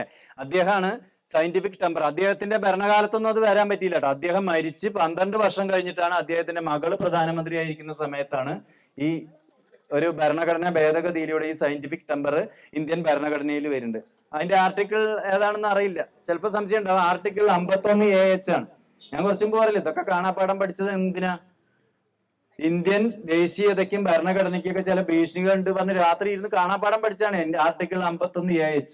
It shall be the duty of every citizen of India to develop scientific temper, humanity and the spirit of inquiry and reforms എന്നാണ് ഡ്യൂട്ടി. എന്താ ഡ്യൂട്ടിയുടെ മലയാളം? കടമ അല്ലെ. അപ്പൊ നമ്മൾ ഇവിടെ വന്നപ്പോ ഞാൻ മൈക്കയിൽ ഇങ്ങനെ പൊട്ടിച്ചുകൊണ്ട് നമ്മൾ ശാസ്ത്രാബോധം പ്രചരിപ്പിക്കുന്നല്ല. ഞാൻ വന്നാലും വന്നില്ലെങ്കിലും ഭരണഘടനാപരമായ കടമയാണ് ശാസ്ത്രാബോധം പ്രചരിപ്പിക്കല് അല്ലെ. അത് ആർട്ടിക്കിൾ 51AH പറയുന്നുണ്ട്. ഇത് ഉണ്ടായി. അപ്പൊ പുത്തൻ ഇന്ത്യ പണിയുമ്പോ പുത്തൻ ഇന്ത്യയിൽ പ്രധാനപ്പെട്ട ഒരു ചർച്ചാ വിഷയം ശാസ്ത്രബോധമാണെന്ന് പറയുമ്പോൾ പണ്ട് ഇന്ത്യയിൽ ഇത് ഉണ്ടായിരുന്നോണാണ്. എന്നായിരുന്നു ഈ ശാസ്ത്രബോധമൊക്കെ കൂടുതൽ പണ്ടാണോ എന്നാണോ ഉണ്ടായിരുന്നു നിങ്ങൾക്ക് തോന്നുന്നത്? എല്ലാം പണ്ടാ നല്ലത് നമ്മൾ പൊതുവെ വയസ്സായവരിങ്ങനെ പറയും അല്ലേ.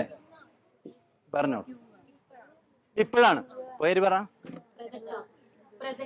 ഓ, പുതിയ പേരാണ് അല്ലെ. പുതിയ പേരല്ല, ശക്തമായ പേരാണ്. എന്തായാലും പണ്ടാണ് അല്ല, ഇന്നാണ് ശാസ്ത്രാവബോധം എന്നുള്ളത് പൊതുവെ അല്ലെ ഭരണഘടനയിൽ പറഞ്ഞ രാജ്യത്തൊക്കെ മുഴങ്ങി കേൾക്കുന്നത് എന്നാണ് അവള് പറയുന്നത്. എന്തായാലും ഒരു ഉദാഹരണം പറയാൻ പറ്റും? ആ പറഞ്ഞതിനൊന്ന് സാധൂകരിക്കാൻ വേണ്ടിയിട്ട് ഒരു ഉദാഹരണം പറയാൻ കഴിയോ? കുടുങ്ങി. ഇപ്പോൾ നമ്മുടെ സയൻസിൽ കൂടുതൽ കണ്ടുപിടുത്തങ്ങളും ആദിത്യവണ്ണും അങ്ങനെയുള്ള കുറെ കാര്യങ്ങൾ. ചന്ദ്രയാൻ ലോഞ്ച് ചെയ്തു. ചന്ദ്രയാൻ ലോഞ്ച് ചെയ്ത സ്ഥലത്തിന്റെ പേരെന്താ? ആ ശിവശക്തി എന്നാണ് ഇപ്പൊ പറഞ്ഞോ? പേര്. ശിവശക്തി. അല്ലെ ഈ ശിവൻ ആരാ? നിങ്ങളുടെ അടുത്ത വീട്ടിലുണ്ടാവും, എന്റെ അടുത്തൊക്കെ ഉണ്ട്. ആ ശിവനല്ല ഞാൻ ഉദ്ദേശിക്കുന്നത്, വിശാലമായ ശിവന്റെ കാര്യം പറയുന്ന ഒരു ദൈവമാണല്ലോ അല്ലെ. ഏത് മതത്തിന്റെ ദൈവമാ? ഹിന്ദു മതത്തിന്റെ ദൈവം. എങ്ങനെയാണ് ഒരു ജനാധിപത്യ മതനിരപേക്ഷ രാജ്യത്ത് ഒരു മതത്തിന്റെ ദൈവത്തിന്റെ പേര് ഒരു ശാസ്ത്ര നേട്ടത്തിന് കൊടുക്കാൻ കഴിയുക എന്ന് ആലോചിച്ചിട്ടുണ്ടോ? കുഴപ്പമൊന്നുമില്ല. ഞാൻ ഇനി അടുത്ത LSSനും USSനും പഠിപ്പിക്കും. ചന്ദ്രൻ പോയി ഇറങ്ങിയ സ്ഥലം ശിവശക്തി പോയിന്റ് ആണ്. പഠിപ്പിച്ചില്ലെങ്കിൽ ചിലപ്പോൾ നടപടി ഉണ്ടാവും. അത് നിയമപരം. പക്ഷേ സാമൂഹ്യപരമായ ഒരു ചിന്ത വരണ്ടേ? തോന്നിയിരുന്നോ? പേര് കൊടുക്കേണ്ടിയില്ല തോന്നി മേടിക്കുക. ആ തോന്നൽ മതി ഇപ്പോ, ബാക്കി നമുക്ക് പിന്നെ സമയമുണ്ട് അല്ലെ. എന്തായാലും ആ തോന്നൽ വളരെ പ്രധാനമാണ്. പേര് മോശം എന്നല്ല. ഇപ്പോ അന്താരാഷ്ട്രത്തെ പ്രധാനപ്പെട്ട സയൻസ് ഘടകങ്ങളെല്ലാം അംഗീകരിച്ചു ആ പേര്. 2 ആഴ്ചയായിട്ടുള്ളൂ. ആ പേരിന് അംഗീകാരമായി. ഇനി നമുക്ക് അതേ പഠിപ്പിക്കാൻ കഴിയുള്ളൂ. പക്ഷെ എനിക്ക് ഇപ്പോഴും സങ്കടമുണ്ട് ആ പേരിൽ. വേറെ എന്തൊക്കെ പേര് കൊടുക്കുക, പലതും പറയാം നമുക്ക്. അപ്പൊ പാകിസ്ഥാനിലോ ചോദിക്കാം, പാകിസ്ഥാൻ മതരാജ്യമാണേ, ഇന്ത്യ അങ്ങോട്ട് എന്തിനാ പോണ്? അത് മതരാജ്യമാണ്. വേറെ രാജ്യങ്ങളിൽ ഇന്ത്യ അങ്ങനെയാണോ?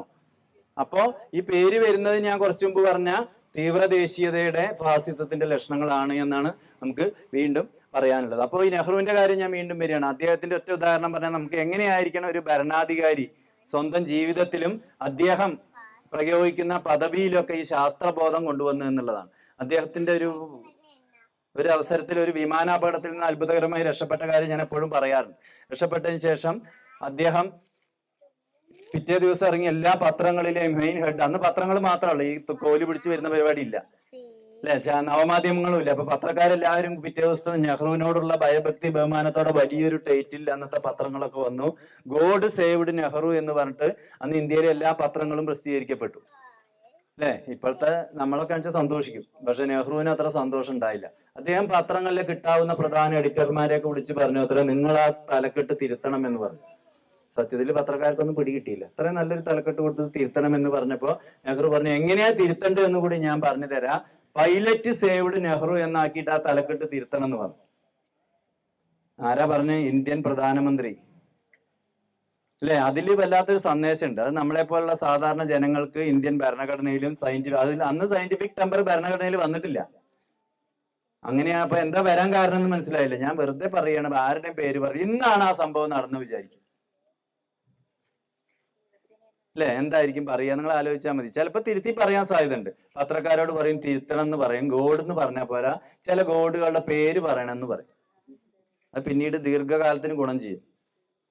അതാണ് ഇപ്പോഴത്തെ ഇന്ത്യയിലെ അവസ്ഥ. അപ്പൊ ഞാൻ അതാ പറയണേ, ഈ സയന്റിഫിക് ടെമ്പർ എന്നുള്ള വാക്ക് അല്ലെ, ഇലക്ഷൻ കാലാണ്, അങ്ങനെ ആരുടെയും പേര് പറഞ്ഞ് കൊടുക്കപ്പെടാൻ ഞാൻ ഉദ്ദേശിക്കുന്നില്ല അല്ലെ. നല്ല സെൻസർ ചെയ്തിട്ട് തന്നെയാണ് ഞാൻ വർത്തമാനം പറയുന്നത്, പൊതുവേദി ആയതുകൊണ്ട്. പോട്ടെ, എന്തായാലും കൊടുക്കപ്പെടുന്നതിൽ പ്രശ്നമൊന്നുമില്ല കേട്ടോ. അങ്ങനത്തെ അല്ല, പറയുമ്പോൾ നമ്മൾ പൊതുവെ അല്ലെ പെരുമാറ്റച്ചട്ടമൊക്കെ നിലവിലുണ്ട്.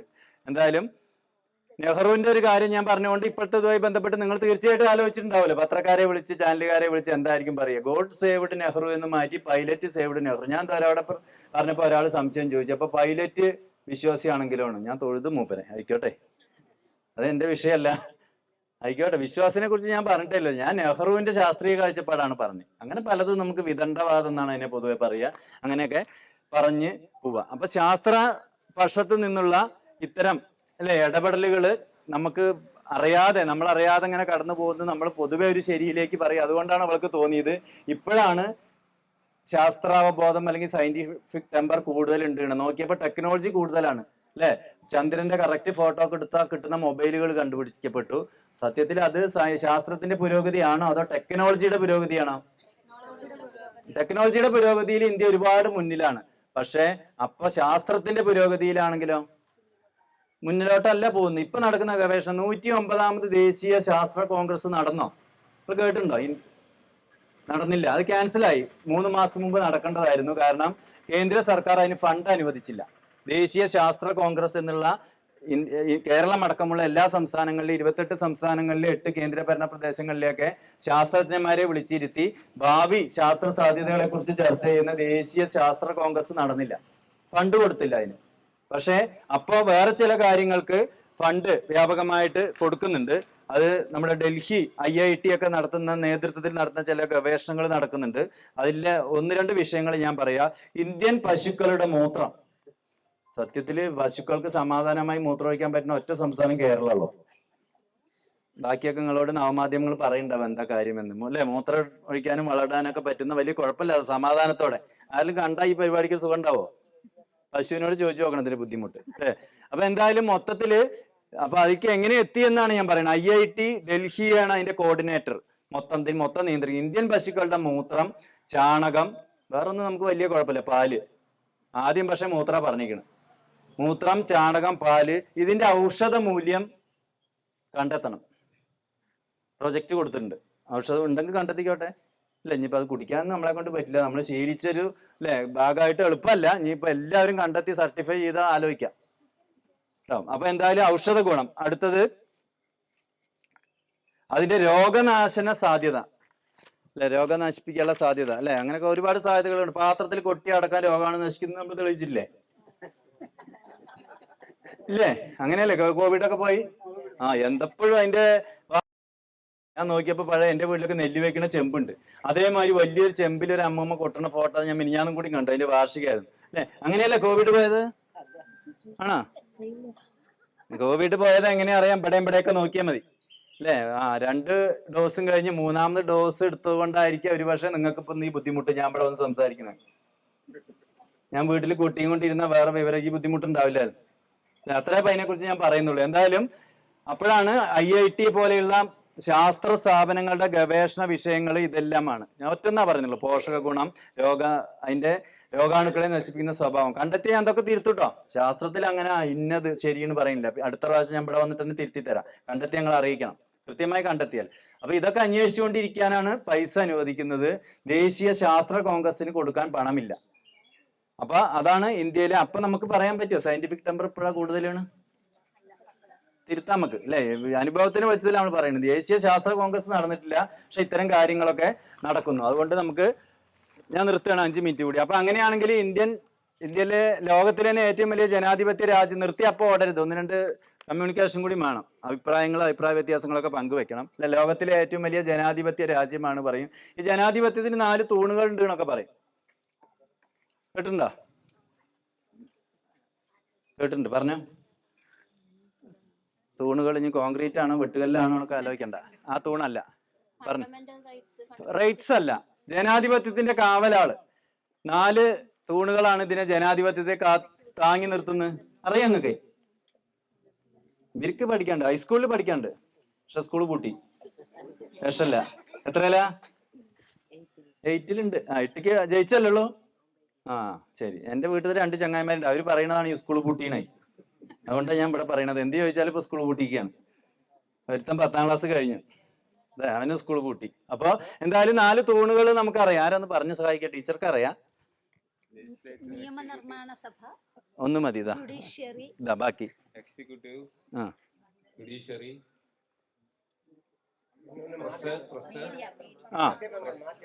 ഓക്കെ. അതിൽ ഏറ്റവും പ്രധാനം ലെജിസ്ലേറ്റർ ആണ് അല്ലെ. ദേശീയ നമ്മുടെ പാർലമെന്റ്, നമ്മുടെ കേരളത്തിലെ നിയമസഭകൾ, സംസ്ഥാനങ്ങളിലേക്ക് നിയമസഭകൾ. അപ്പൊ എങ്ങനെയാണ് ഞാൻ കുറച്ചു മുമ്പ് പറഞ്ഞ തീവ്ര ദേശീയതയിലേക്കും ഫാസിസത്തിലേക്കും ഈ തൂണുകൾ വഴിമാറുന്നുണ്ടോന്ന് ഒറ്റ കാര്യങ്ങൾ കൂടി പറഞ്ഞ് നിർത്തുകയാണ്. നമുക്ക് ഈ കാര്യങ്ങൾ പറയുന്ന 2-3 ലഘുലേഖകൾ പരിഷത്തിന്റെ ഭാഗമായിട്ട് ഇവിടെ കിട്ടിയിട്ടുണ്ടാവുന്ന മേഖലാ സെക്രട്ടറി ഇവിടെ ഇരിക്കുന്നുണ്ട്. ഒന്ന്, ഭരണഘടനാ മൂല്യങ്ങൾ സംരക്ഷിക്കുക, ശാസ്ത്രബോധം ശക്തിപ്പെടുത്തുക, പുത്തൻ ഇന്ത്യ പണിയുവാൻ ശാസ്ത്രബോധം വളരണം. ഈ ലഘുലേഖകളൊക്കെ ഉണ്ട്. അത് നിങ്ങളോട് സ്വയം സംസാരിക്കുക. അതിലുള്ള കാര്യങ്ങൾ ഞാൻ പരമാവധി ഒഴിവാക്കിയിട്ടുണ്ട്.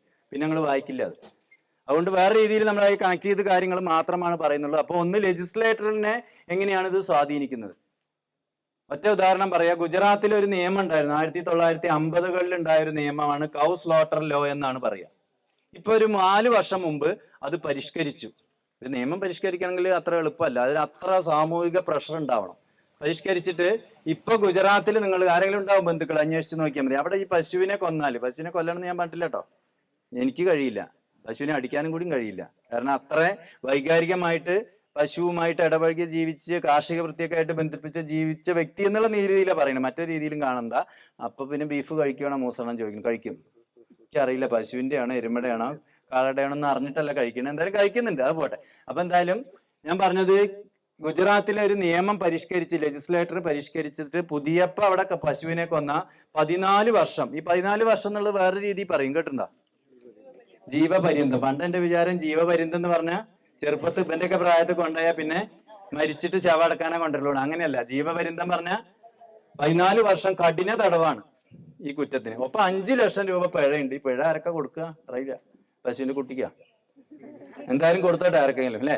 എന്തായാലും ഇതാണ് ഇപ്പൊ അവിടുത്തെ നിയമം പരിഷ്കരിച്ചത്. എങ്ങനെയാണ് ഒരു സംസ്ഥാനത്തെ നിയമസഭയ്ക്ക് ഇങ്ങനൊരു ആവശ്യം വന്നത്? ഏത് സാമൂഹ്യ ആവശ്യത്തിന്റെ ഭാഗമായിട്ടായിരിക്കും ആ നിയമം പരിഷ്കരിച്ചത് നിങ്ങൾ ആലോചിച്ചാൽ മതി. ഒറ്റ ഉദാഹരണം, 100 കണക്കിന് ഉദാഹരണങ്ങളുണ്ട്. ലെജിസ്ലേറ്ററിന്റെ ഇടപെടൽ. രണ്ടാമത് ജുഡീഷ്യറിയാണ്. ഈ നിയമങ്ങളെ എന്തെങ്കിലും കോട്ടം സംഭവിക്കുന്നുണ്ടോ എന്ന് കണ്ണിമ വെട്ടാതെ പറയാൻ പറ്റില്ല, കണ്ണ് കെട്ടിയിരിക്കുകയാണ് നീതി ദേവതയുടെ അല്ലെ, ഷാളും കൊണ്ട് കെട്ടിയിട്ടുണ്ട്.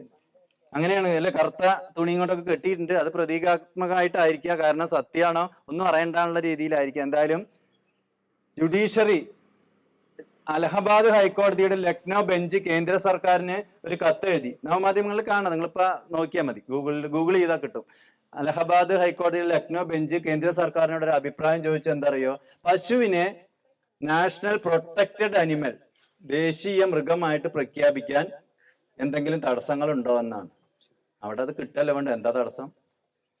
അല്ലെ, ഞാനിത് ക്ലാസ് പറഞ്ഞപ്പോ കുട്ടികൾക്കൊക്കെ സങ്കടമായി. നമ്മുടെ പാവം കടുവാണായി അല്ലെ.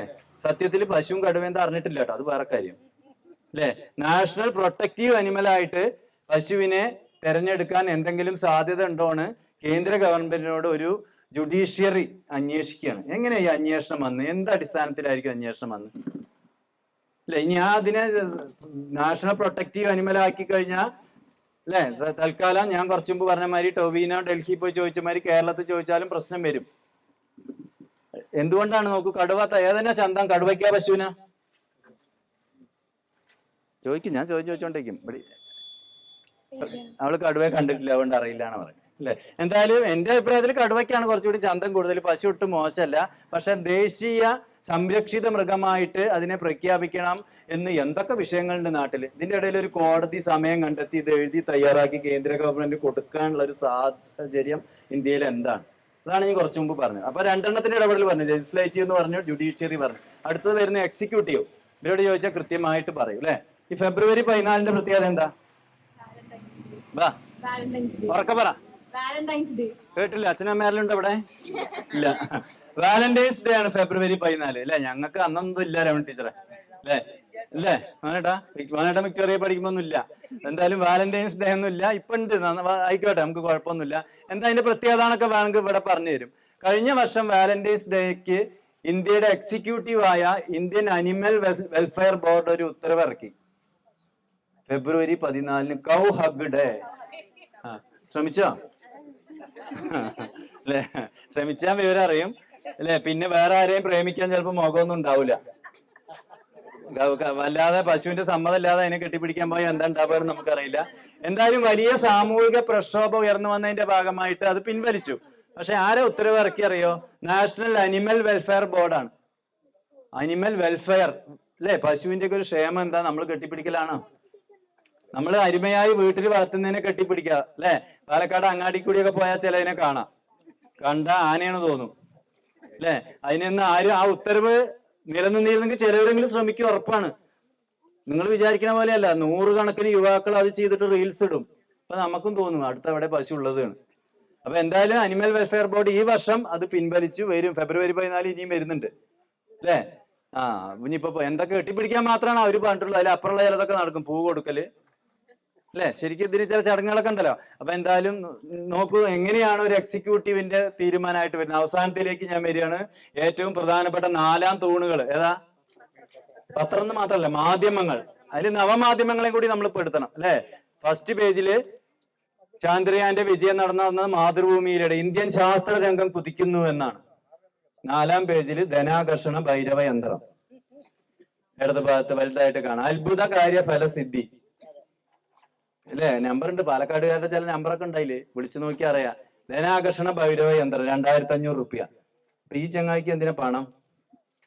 ഈ ധനാകർഷണ ഭൈരവ യന്ത്രം 1000 എണ്ണം പണ്ട് അല്ലെ. സഞ്ജയന്റെ കഥയുണ്ട്, നമ്മളൊക്കെ 10ാം ക്ലാസ് പഠിച്ച് ചിലവരിലും പഠിച്ചിട്ടുണ്ടാവും. എന്റെ പേര് ഞാൻ വിട്ടുപോയി, പറഞ്ഞുതരാം, ഇടയിൽ വരും അല്ലെ. ഇങ്ങനെ ഒരു അത്ഭുത യന്ത്രവുമായി ബന്ധപ്പെട്ട അദ്ദേഹത്തിന്റെ ഒരു കഥയുണ്ട്, അതിനെ കളിയാക്കിക്കൊണ്ട് സഞ്ജയൻ എഴുതിയത്. അപ്പൊ ഈ ധനാകർഷണ ഭൈരവ യന്ത്രം ധനം കിട്ടാനാണ്. അപ്പൊ ഇത് 1500 എണ്ണം വീട്ടിലുള്ള ചങ്ങായി ഇതിന് പൈസ വാങ്ങണം. അപ്പൊ നമ്മൾ ചോദിക്കണം, ഫോൺ വിളിച്ചിട്ടുണ്ടെങ്കിൽ അവരുടെ ഹോട്ട്ലൈൻ നമ്പറിലെങ്കിലും വിളിച്ച് ചോദിക്കണം. അപ്പൊ ഇതാണ് ഇതിന്റെ സ്ഥിതി. നിങ്ങളുടെയൊക്കെ ഫാമിലി ഗ്രൂപ്പുകളില്ലേ, എല്ലാവർക്കും ഫാമിലി ഗ്രൂപ്പുകളൊക്കെ ഉണ്ടാവുമല്ലോ അല്ലെ? അതിലൊക്കെ വരുന്ന ചില സന്ദേശങ്ങൾ നിങ്ങൾ കേട്ടിട്ടുണ്ടാവും. ഇപ്പൊ കുറെ കുറഞ്ഞിട്ടുണ്ട്, ഈ കളിയാക്കിയിട്ട് കുറെ ഒക്കെ കുറഞ്ഞിട്ടുണ്ട് അല്ലെ? അതിൽ വരുന്ന ചില സന്ദേശങ്ങൾ, അങ്ങനത്തെ സന്ദേശങ്ങൾ വ്യാപകമായ ഭാഗമായിട്ടാണ് 2020-ലും 2019-ലൊക്കെ നമ്മൾ പ്ലേറ്റ് കൊട്ടാൻ പോയത്. മോഹൻലാൽ പറഞ്ഞേ, അതിലപ്പുറം ഉണ്ടോ ലാലേട്ടൻ, മൂപ്പര് പറഞ്ഞില്ലേ? മൂപ്പര് പറഞ്ഞ നിങ്ങൾ കേട്ടാ? മൂപ്പര് പറഞ്ഞു അതിലൊക്കെ എന്തെങ്കിലും ഉണ്ടാവുന്നാണ്. എന്തെങ്കിലും ഉണ്ടാവും. പണ്ട് സലീം കുമാറിന്റെ ഒരു പ്രധാന കഥാപാത്രല്ലേ അല്ലെ? മൂപ്പര് കുറെ ആളെ പറ്റിച്ചേ പറഞ്ഞ് നിന്ന് ചിരിക്കുകയാണ്. അപ്പൊ ഇതാർക്കും മനസ്സിലായില്ല. എന്താ ചോദിച്ചപ്പോ ഞാനേ ഇതാ ഈ പൊട്ടന്മാരെ ഓടുന്നുണ്ട് കുറെ ആൾ, അവരോട് അവിടെ ഗേറ്റിൽ ബിരിയാണി കൊടുക്കുന്നുണ്ട് പറഞ്ഞു, അതുകൊണ്ട് അവരൊക്കെ ഓടിപ്പോണു, പൊട്ടന്മാരാണ് പറഞ്ഞു. അപ്പൊ ഇയാൾ അതിന്റെ പിന്നാലെ ഓടുന്നുണ്ട്. അപ്പൊ മൂപ്പരോട് ചോദിച്ചു, നിങ്ങൾ അവിടേക്കാണ്? അല്ല, ഇനി ശരിക്കും കൊടുക്കുന്നുണ്ടെങ്കിലോ എന്ന് ചോദിച്ചു. പറഞ്ഞ ആൾക്കെന്നെ സംശയമായി. മൂപ്പര് അതിന്റെ പിന്നാലെ ഓടുകയാണ്. മൂപ്പരനെ പറഞ്ഞ്. അപ്പൊ ഇതേമാതിരി മോഹൻലാൽ പറഞ്ഞു, നമുക്കൊരു വിരോധമല്ല കേട്ടോ, ചെറുപ്പത്തിലൊക്കെ ബുക്കിന്റെ പിന്നിൽ മൂപ്പരെ ഫോട്ടോ ഒട്ടിച്ച് നടന്ന ആളാണ് ഞാൻ, ചെറുപ്പത്തില് ഹൈസ്കൂൾ ക്ലാസ്സിലൊക്കെ അല്ലെ? മമ്മൂട്ടറെ ഒട്ടിച്ചിട്ടുണ്ട് ഞാൻ, കച്ചറ വേണ്ട അന്ന്. അപ്പൊ പറയാ, മൂപ്പര് പറഞ്ഞു ഇതിൽ എന്തെങ്കിലുമൊക്കെ കാര്യം ഉണ്ടാവും, വെറുതെ ഒക്കെ പറയോ പ്രധാനമന്ത്രിയൊക്കെ കുട്ടിക്കോളി, ഒരു നഷ്ടമൊന്നുമില്ലല്ലോ, ഒരു കോലും ഒരു പ്ലേറ്റും അല്ലെ? അപ്പൊ ഇങ്ങനെയുള്ള കാര്യങ്ങളിലൊക്കെ നാലെണ്ണത്തിന്റെ ഞാൻ പറഞ്ഞു, ഇന്ത്യൻ ജനാധിപത്യത്തിന്റെ നെടുംതൂണുകളായ നാലെണ്ണത്തിന്റെ സമകാലിക പ്രവർത്തനങ്ങളാണ്. അപ്പൊ ഇത്തരം കാര്യങ്ങളൊക്കെ വരുമ്പോ ഞാൻ വീണ്ടും പറയാണ്, നമ്മുടെ ഹിതപരിശോധനയിൽ ഇതെല്ലാം നമ്മൾ പരിഗണിക്കണം. കുറെ കാര്യങ്ങളുണ്ട് അല്ലെ? ഇപ്പൊ പൊതുവെ ഇന്ത്യയെ കുറിച്ച് ധാരാളം പോസ്റ്റുകൾ കണ്ടു. സിനിമ കാണാൻ സമാനമില്ല, തുടക്കത്തിൽ 10 മിനിറ്റ് ഈ പോസ്റ്റുകളല്ലേ, ഗ്യാരണ്ടി അല്ലെ? ഗ്യാരണ്ടി കാണല്ലേ നിങ്ങള്? മറ്റൊന്ന്, ഇന്ത്യ തിളങ്ങുന്നു, കുറച്ചു മുമ്പ് അങ്ങനെയായിരുന്നു. ഇന്ത്യ മൊത്തത്തിൽ തിളങ്ങുന്നുണ്ടല്ലോ അല്ലെ? എന്താ നിങ്ങളുടെ അഭിപ്രായം? പൊതുവെ ഇന്ത്യയുടെ സ്ഥിതി പറയുന്ന പൊട്ടിക്കലൊക്കെ ശരിയാണോ? ഇന്ത്യ തിളങ്ങുന്നുണ്ടോ? ഇല്ല. അപ്പൊ അതിന് ഇന്ത്യ മങ്ങുന്നുണ്ടോ ചോദിച്ചാൽ അവളുണ്ട് പറയും. അങ്ങനെ പറയണ എനിക്ക് ഇഷ്ടമല്ല പൊതുവെ അല്ലെ? ഇന്ത്യ തിളങ്ങുന്നുണ്ട് എന്ന് പറയുന്നവരുണ്ട് അവിടെ. അങ്ങനെ ചോദിച്ചാൽ ആരും പറയൂല, അല്ല എന്തോ കൊടുക്കുന്നുണ്ട് എന്നാണ്. എന്തെങ്കിലും ഇന്ത്യയുടെ തിളക്കം ഞാൻ പറയാം, 2-3 തിളക്കങ്ങൾ പറഞ്ഞിട്ട് ഞാൻ നിർത്തുകയാണ്, ഇരുട്ടാവണു. മാനവ വികസന സൂചികയുണ്ട്. മനുഷിക വിഭവം ഏറ്റവും നന്നായിട്ട് തൊഴില്, അവരുടെ സംരക്ഷണം, അവരുടെ ക്ഷേമ കാര്യങ്ങളൊക്കെ ഉള്ള മാനവ വികസന സൂചികയിൽ 192 രാജ്യങ്ങളില് ഇന്ത്യയുടെ സ്ഥാനം എത്രയായിരിക്കും? ഊഹിച്ച് പറഞ്ഞു നോക്ക്. 192-ല് ഇന്ത്യയുടെ സ്ഥാനം എത്രയായിരിക്കും എന്ന് പറയാൻ പറ്റുമോ? പറഞ്ഞോ, വെറുതെ തെറ്റിയപ്പെടാ, പരീക്ഷ ഒന്നുമില്ലല്ലോ. അവള് ഒരു ആവറേജ് മാർക്ക് കൊടുത്തു. 192 രാജ്യങ്ങളിൽ 90 ആയിരിക്കും. അവൾക്ക് ദേശസ്നേഹം ഉണ്ട് എന്തായാലും. പക്ഷെ സംഭവം എന്താ അറിയോ, 132ആണ് ഇന്ത്യയുടെ സ്ഥാനം. നമ്മൾ അതിൽ ലഘുലേഖ തരും, അതിലുണ്ട് കേട്ടോ. അടുത്തത് വിശപ്പ് പരിഹരിക്കുന്നതിനുള്ള, നമുക്കൊന്നും വിഷയമല്ല കേരളത്തിൽ അല്ലെ? വിശപ്പ് നമ്മളൊക്കെ ചെറുപ്പകാലത്തേക്ക് ഒന്ന് പോയി നോക്കുക. വിശപ്പ് പരിഹരിക്കുന്നതിനുള്ള ശ്രമങ്ങൾ നടത്തുന്ന രാജ്യങ്ങളുടെ പട്ടികയിൽ 125 പ്രസിദ്ധീകരിച്ചിട്ടുണ്ട്. അതില് 125-ൽ ഇന്ത്യയുടെ സ്ഥാനം എത്രയായിരിക്കും എന്ന് ചോദിച്ചാൽ ഓരോരുത്തരും ചമ്മിപ്പിക്കുന്നില്ല, 116ആണ്. 100-ന് മുകളിലാണ്, 116ആണ്. അടുത്തത് സാക്ഷരത. അല്ലെ? കേരളത്തിലാണ് നമ്മൾ ഇരിക്കുന്നത്. പഴയ മുല്ലനയുടെ പാട്ടൊക്കെ ഓർമ്മ ഉണ്ടാവില്ലേ? നേരമൊട്ടും വൈകിയില്ല കൂട്ടുകാരെ പോരൂ, കൂട്ടുകാരെ പോരൂ, പേരെഴുതാം വായിക്കാം ലോകവിവരം നേടാം, ലോകവിവരം നേടാം. ഇതേപോലെയുള്ള സ്ഥലങ്ങളിൽ ഇത്തിരിയും കൂടി വൈകിട്ടായിരുന്നു സാക്ഷരതാ പ്രവർത്തനമൊക്കെ അല്ലെ? ഞാൻ അതിൽ പങ്കെടുക്കാൻ പറ്റിയില്ല, പങ്കെടുത്തവർ ഒരുപാട് ആളുണ്ടാവും അല്ലെ? ഓർമ്മ. അപ്പോ സാക്ഷരതയിൽ 165 രാജ്യങ്ങളുടെ പട്ടികയിൽ ഇന്ത്യയുടെ സ്ഥാനം 125ആണ്. കേരളം കൂടി ഇല്ലെങ്കിൽ അതിലും താഴ്ത്തിക്ക് വരും.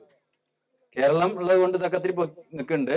അടുത്തത് ലിംഗവിവേചനം ഇല്ലാതാക്കുന്നതിൽ. ഞാൻ സത്യഭാമയുടെ കാര്യമൊന്നും പറഞ്ഞിട്ടില്ല അല്ലെ? ഇനി അവര് വൈറലാക്കുന്നില്ല, ആൾറെഡി വൈറലാണ് അല്ലെ? എന്തായാലും ലിംഗവിവേചനം ഇല്ലാതാക്കുന്നതിൽ 146 രാജ്യങ്ങളിൽ ഇന്ത്യയുടെ സ്ഥാനം 127ആണ്. അപ്പൊ പുതിയ ചില അറിവുകളൊക്കെ ഉണ്ട്, നിങ്ങളൊന്നും അറിഞ്ഞിട്ടുണ്ടാവില്ല അല്ലെ?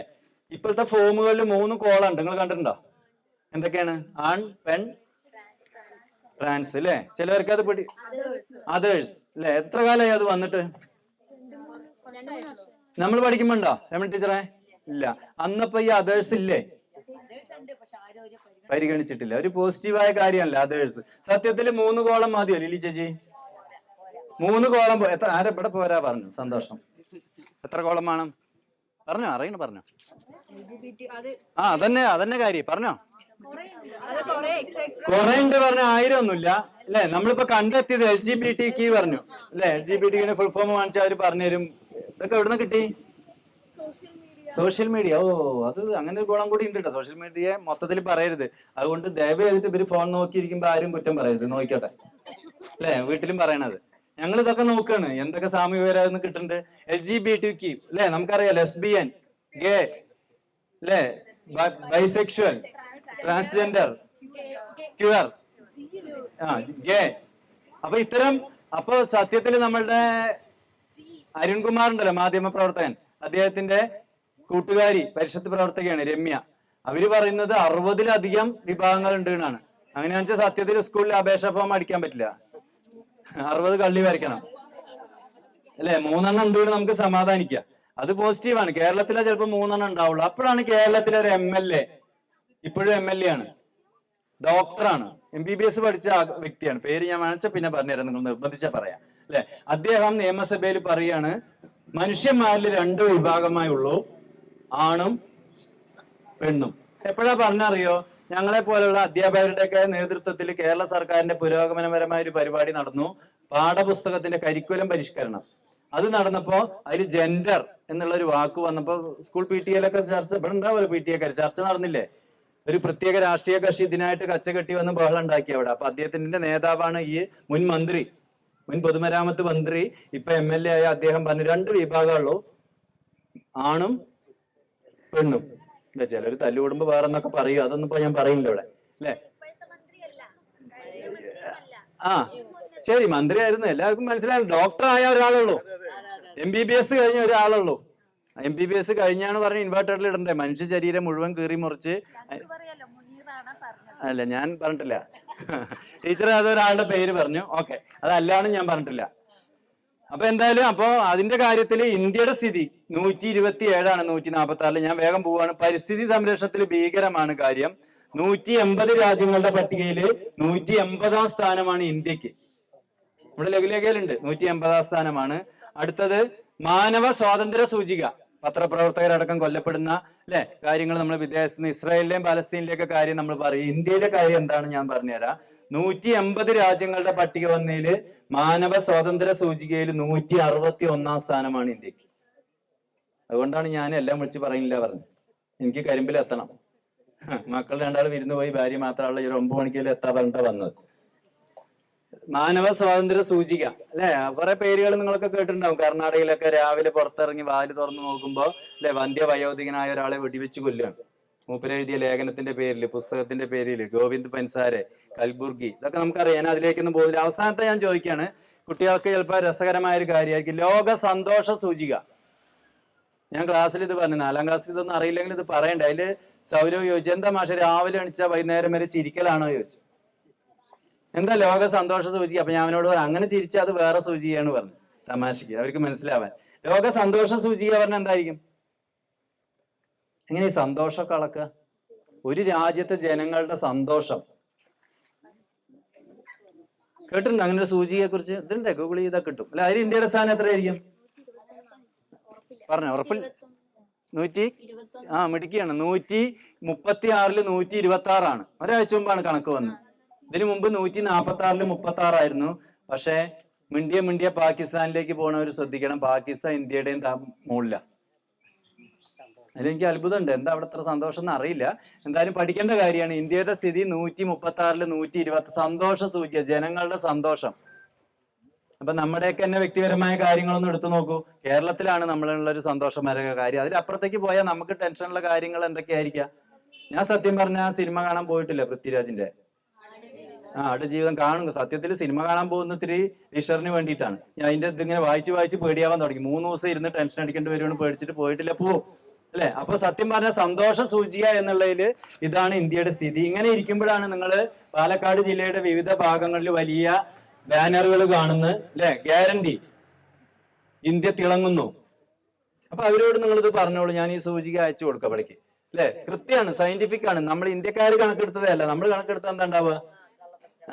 136-ല് അല്ലെ 1, 2 വരും. അപ്പൊ ഏത് രാജ്യമാണ് സന്തോഷ സൂചികയിൽ 1-ാം സ്ഥാനം എന്ന് നിങ്ങൾക്ക് അറിയുണ്ടാവും? ഫിൻലൻഡ് അല്ലെ. നമ്മളൊരു പുസ്തകം പ്രസിദ്ധീകരിച്ചിട്ടുണ്ട് ഫിൻലൻഡിലെ വിദ്യാഭ്യാസ കാര്യങ്ങളൊക്കെ വെച്ചിട്ട്. ഫിൻലൻഡിലൊക്കെ പോകണമെന്നൊരു മോഹമുണ്ട്. നമ്മുടെ ബാലേട്ടൻ പോയി, ജില്ലാ കമ്മിറ്റി അംഗം, നമ്മളോടൊന്നും പറയാതെ മുങ്ങി. മൂസണം പോയോ? ഇതാ ഫിൻലൻഡ് പോയ ഒരാള് വെറുതെ ചിരിക്കണുണ്ടോ? അവിടെ പോയി വന്നു തുടങ്ങിയതാണ് അല്ലെ. എന്തായാലും ഫിൻലൻഡിന്റെ കാര്യം അവസാനം സമയം ഉണ്ടെങ്കിൽ ഒന്ന് പറയും. ലോകത്തെ അവിടെ ഒരു പോക്കിനൊന്നും മനസ്സിലാവില്ല കേട്ടോ. അത് അങ്ങനെ മനസ്സിലാവുന്ന കാര്യമല്ല. പക്ഷെ ലോക സന്തോഷ സൂചികയിൽ എന്നും മുന്നിലാണ്. ഏറ്റവും കൂടുതലുള്ളത് കാര്യമായ രീതിയിൽ മതവും ദൈവവും ഒന്നും സ്വാധീനം ചെലുത്താത്ത അല്ലെ രാജ്യങ്ങളാണ്. പൊതുവെ അവർക്കൊരു പേര് പറയും. അതാ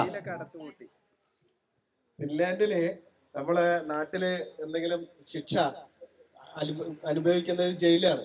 അവിടെ ജയിലുകളൊക്കെ മുമ്പ് കെട്ടിയിരുന്നു. ഇപ്പൊ ജയിലുകളൊക്കെ ഒന്നുമില്ല. അവിടെ ഒരാള് പോലും മറ്റേ ജയിലിൽ അടയ്ക്കാനില്ല. എന്ന് പറഞ്ഞാല് ക്രൈം ഒന്നും നടക്കുന്നില്ല, കുറ്റങ്ങൾ നടക്കുന്നില്ല. അതൊരു പ്രധാനപ്പെട്ട കാര്യമാണ്. എല്ലാ തരത്തിലും ഒരു രാത്രിയില് ആർക്ക് വേണമെങ്കിലും എവിടെ വേണമെങ്കിലും ഇറങ്ങി നടക്കാവുന്ന സ്ഥിതിയാണ്. അപ്പൊ അതൊക്കെ, അതുപോലെ ആരോഗ്യം. ഞാൻ ഒരു സ്ഥലത്ത് പോയി കണ്ട് 85 വയസ്സായ ആൾക്ക്, അയാള് പുഷപ്പ് എടുക്കുകയാണ്. എത്ര നേരം? അരമണിക്കൂർ. നമ്മൾ 85 വയസ്സുള്ള ഒരു വൃദ്ധം നടന്നു പോകാൻ തന്നെ വലിയ ബുദ്ധിമുട്ടാണ്. ആരും ഒരു വെറുതെ ഇരിക്കുന്നില്ല. എല്ലാവരും എന്തെങ്കിലും തരത്തിൽ ജോലിയെടുത്ത് സമ്പാദിക്കുന്ന ആൾക്കാർ. പഠിക്കുന്ന കുട്ടികള് പിന്നെ ഈ ടൂറിസ്റ്റ് കേന്ദ്രങ്ങളില് അവര് നമ്മളുടെ ഇതേപോലെയുള്ള തട്ടുകടകളിൽ നിന്നുകൊണ്ട് അവര് സമ്പാദ്യം നടത്തുന്നുണ്ട്. യാതൊരു പ്രശ്നവുമില്ല. എല്ലാവരും അധ്വാനിക്കുന്ന ആൾക്കാർ. ആർക്കൊക്കെ പോണം തോന്നുന്നു ഫിൻലൻഡിക്ക്? ഇതൊക്കെ മതി നമുക്ക് അല്ലേ? ശരി, അത് നമുക്ക് പറഞ്ഞ കാര്യമല്ല. ഒരു കാര്യം കൂടി കിട്ടോ, ഫിൻലൻഡിൽ ഹോംവർക്കും ഇല്ല. പുസ്തകമൊക്കെ സ്കൂളിൽ തന്നെ വെക്കുക. ഒന്ന് ആലോചിച്ച് നോക്കാം. പോണോ? ആണെങ്കിൽ 10-ാം തീയതിക്കുള്ളിൽ പറയണം കേട്ടോ. അപ്പൊ എന്തായാലും ഞാൻ നിർത്തുകയാണ്. അപ്പൊ ഇത്തരം കാര്യങ്ങളില് ലോകം ശാസ്ത്രത്തിന്റെ നേട്ടങ്ങളുമായിട്ട് മുന്നോട്ട് പോകുമ്പോ നമ്മളിപ്പോഴും പതിറ്റാണ്ടുകൾ പിന്നിലേക്ക് പോവുകയാണ് അല്ലെ.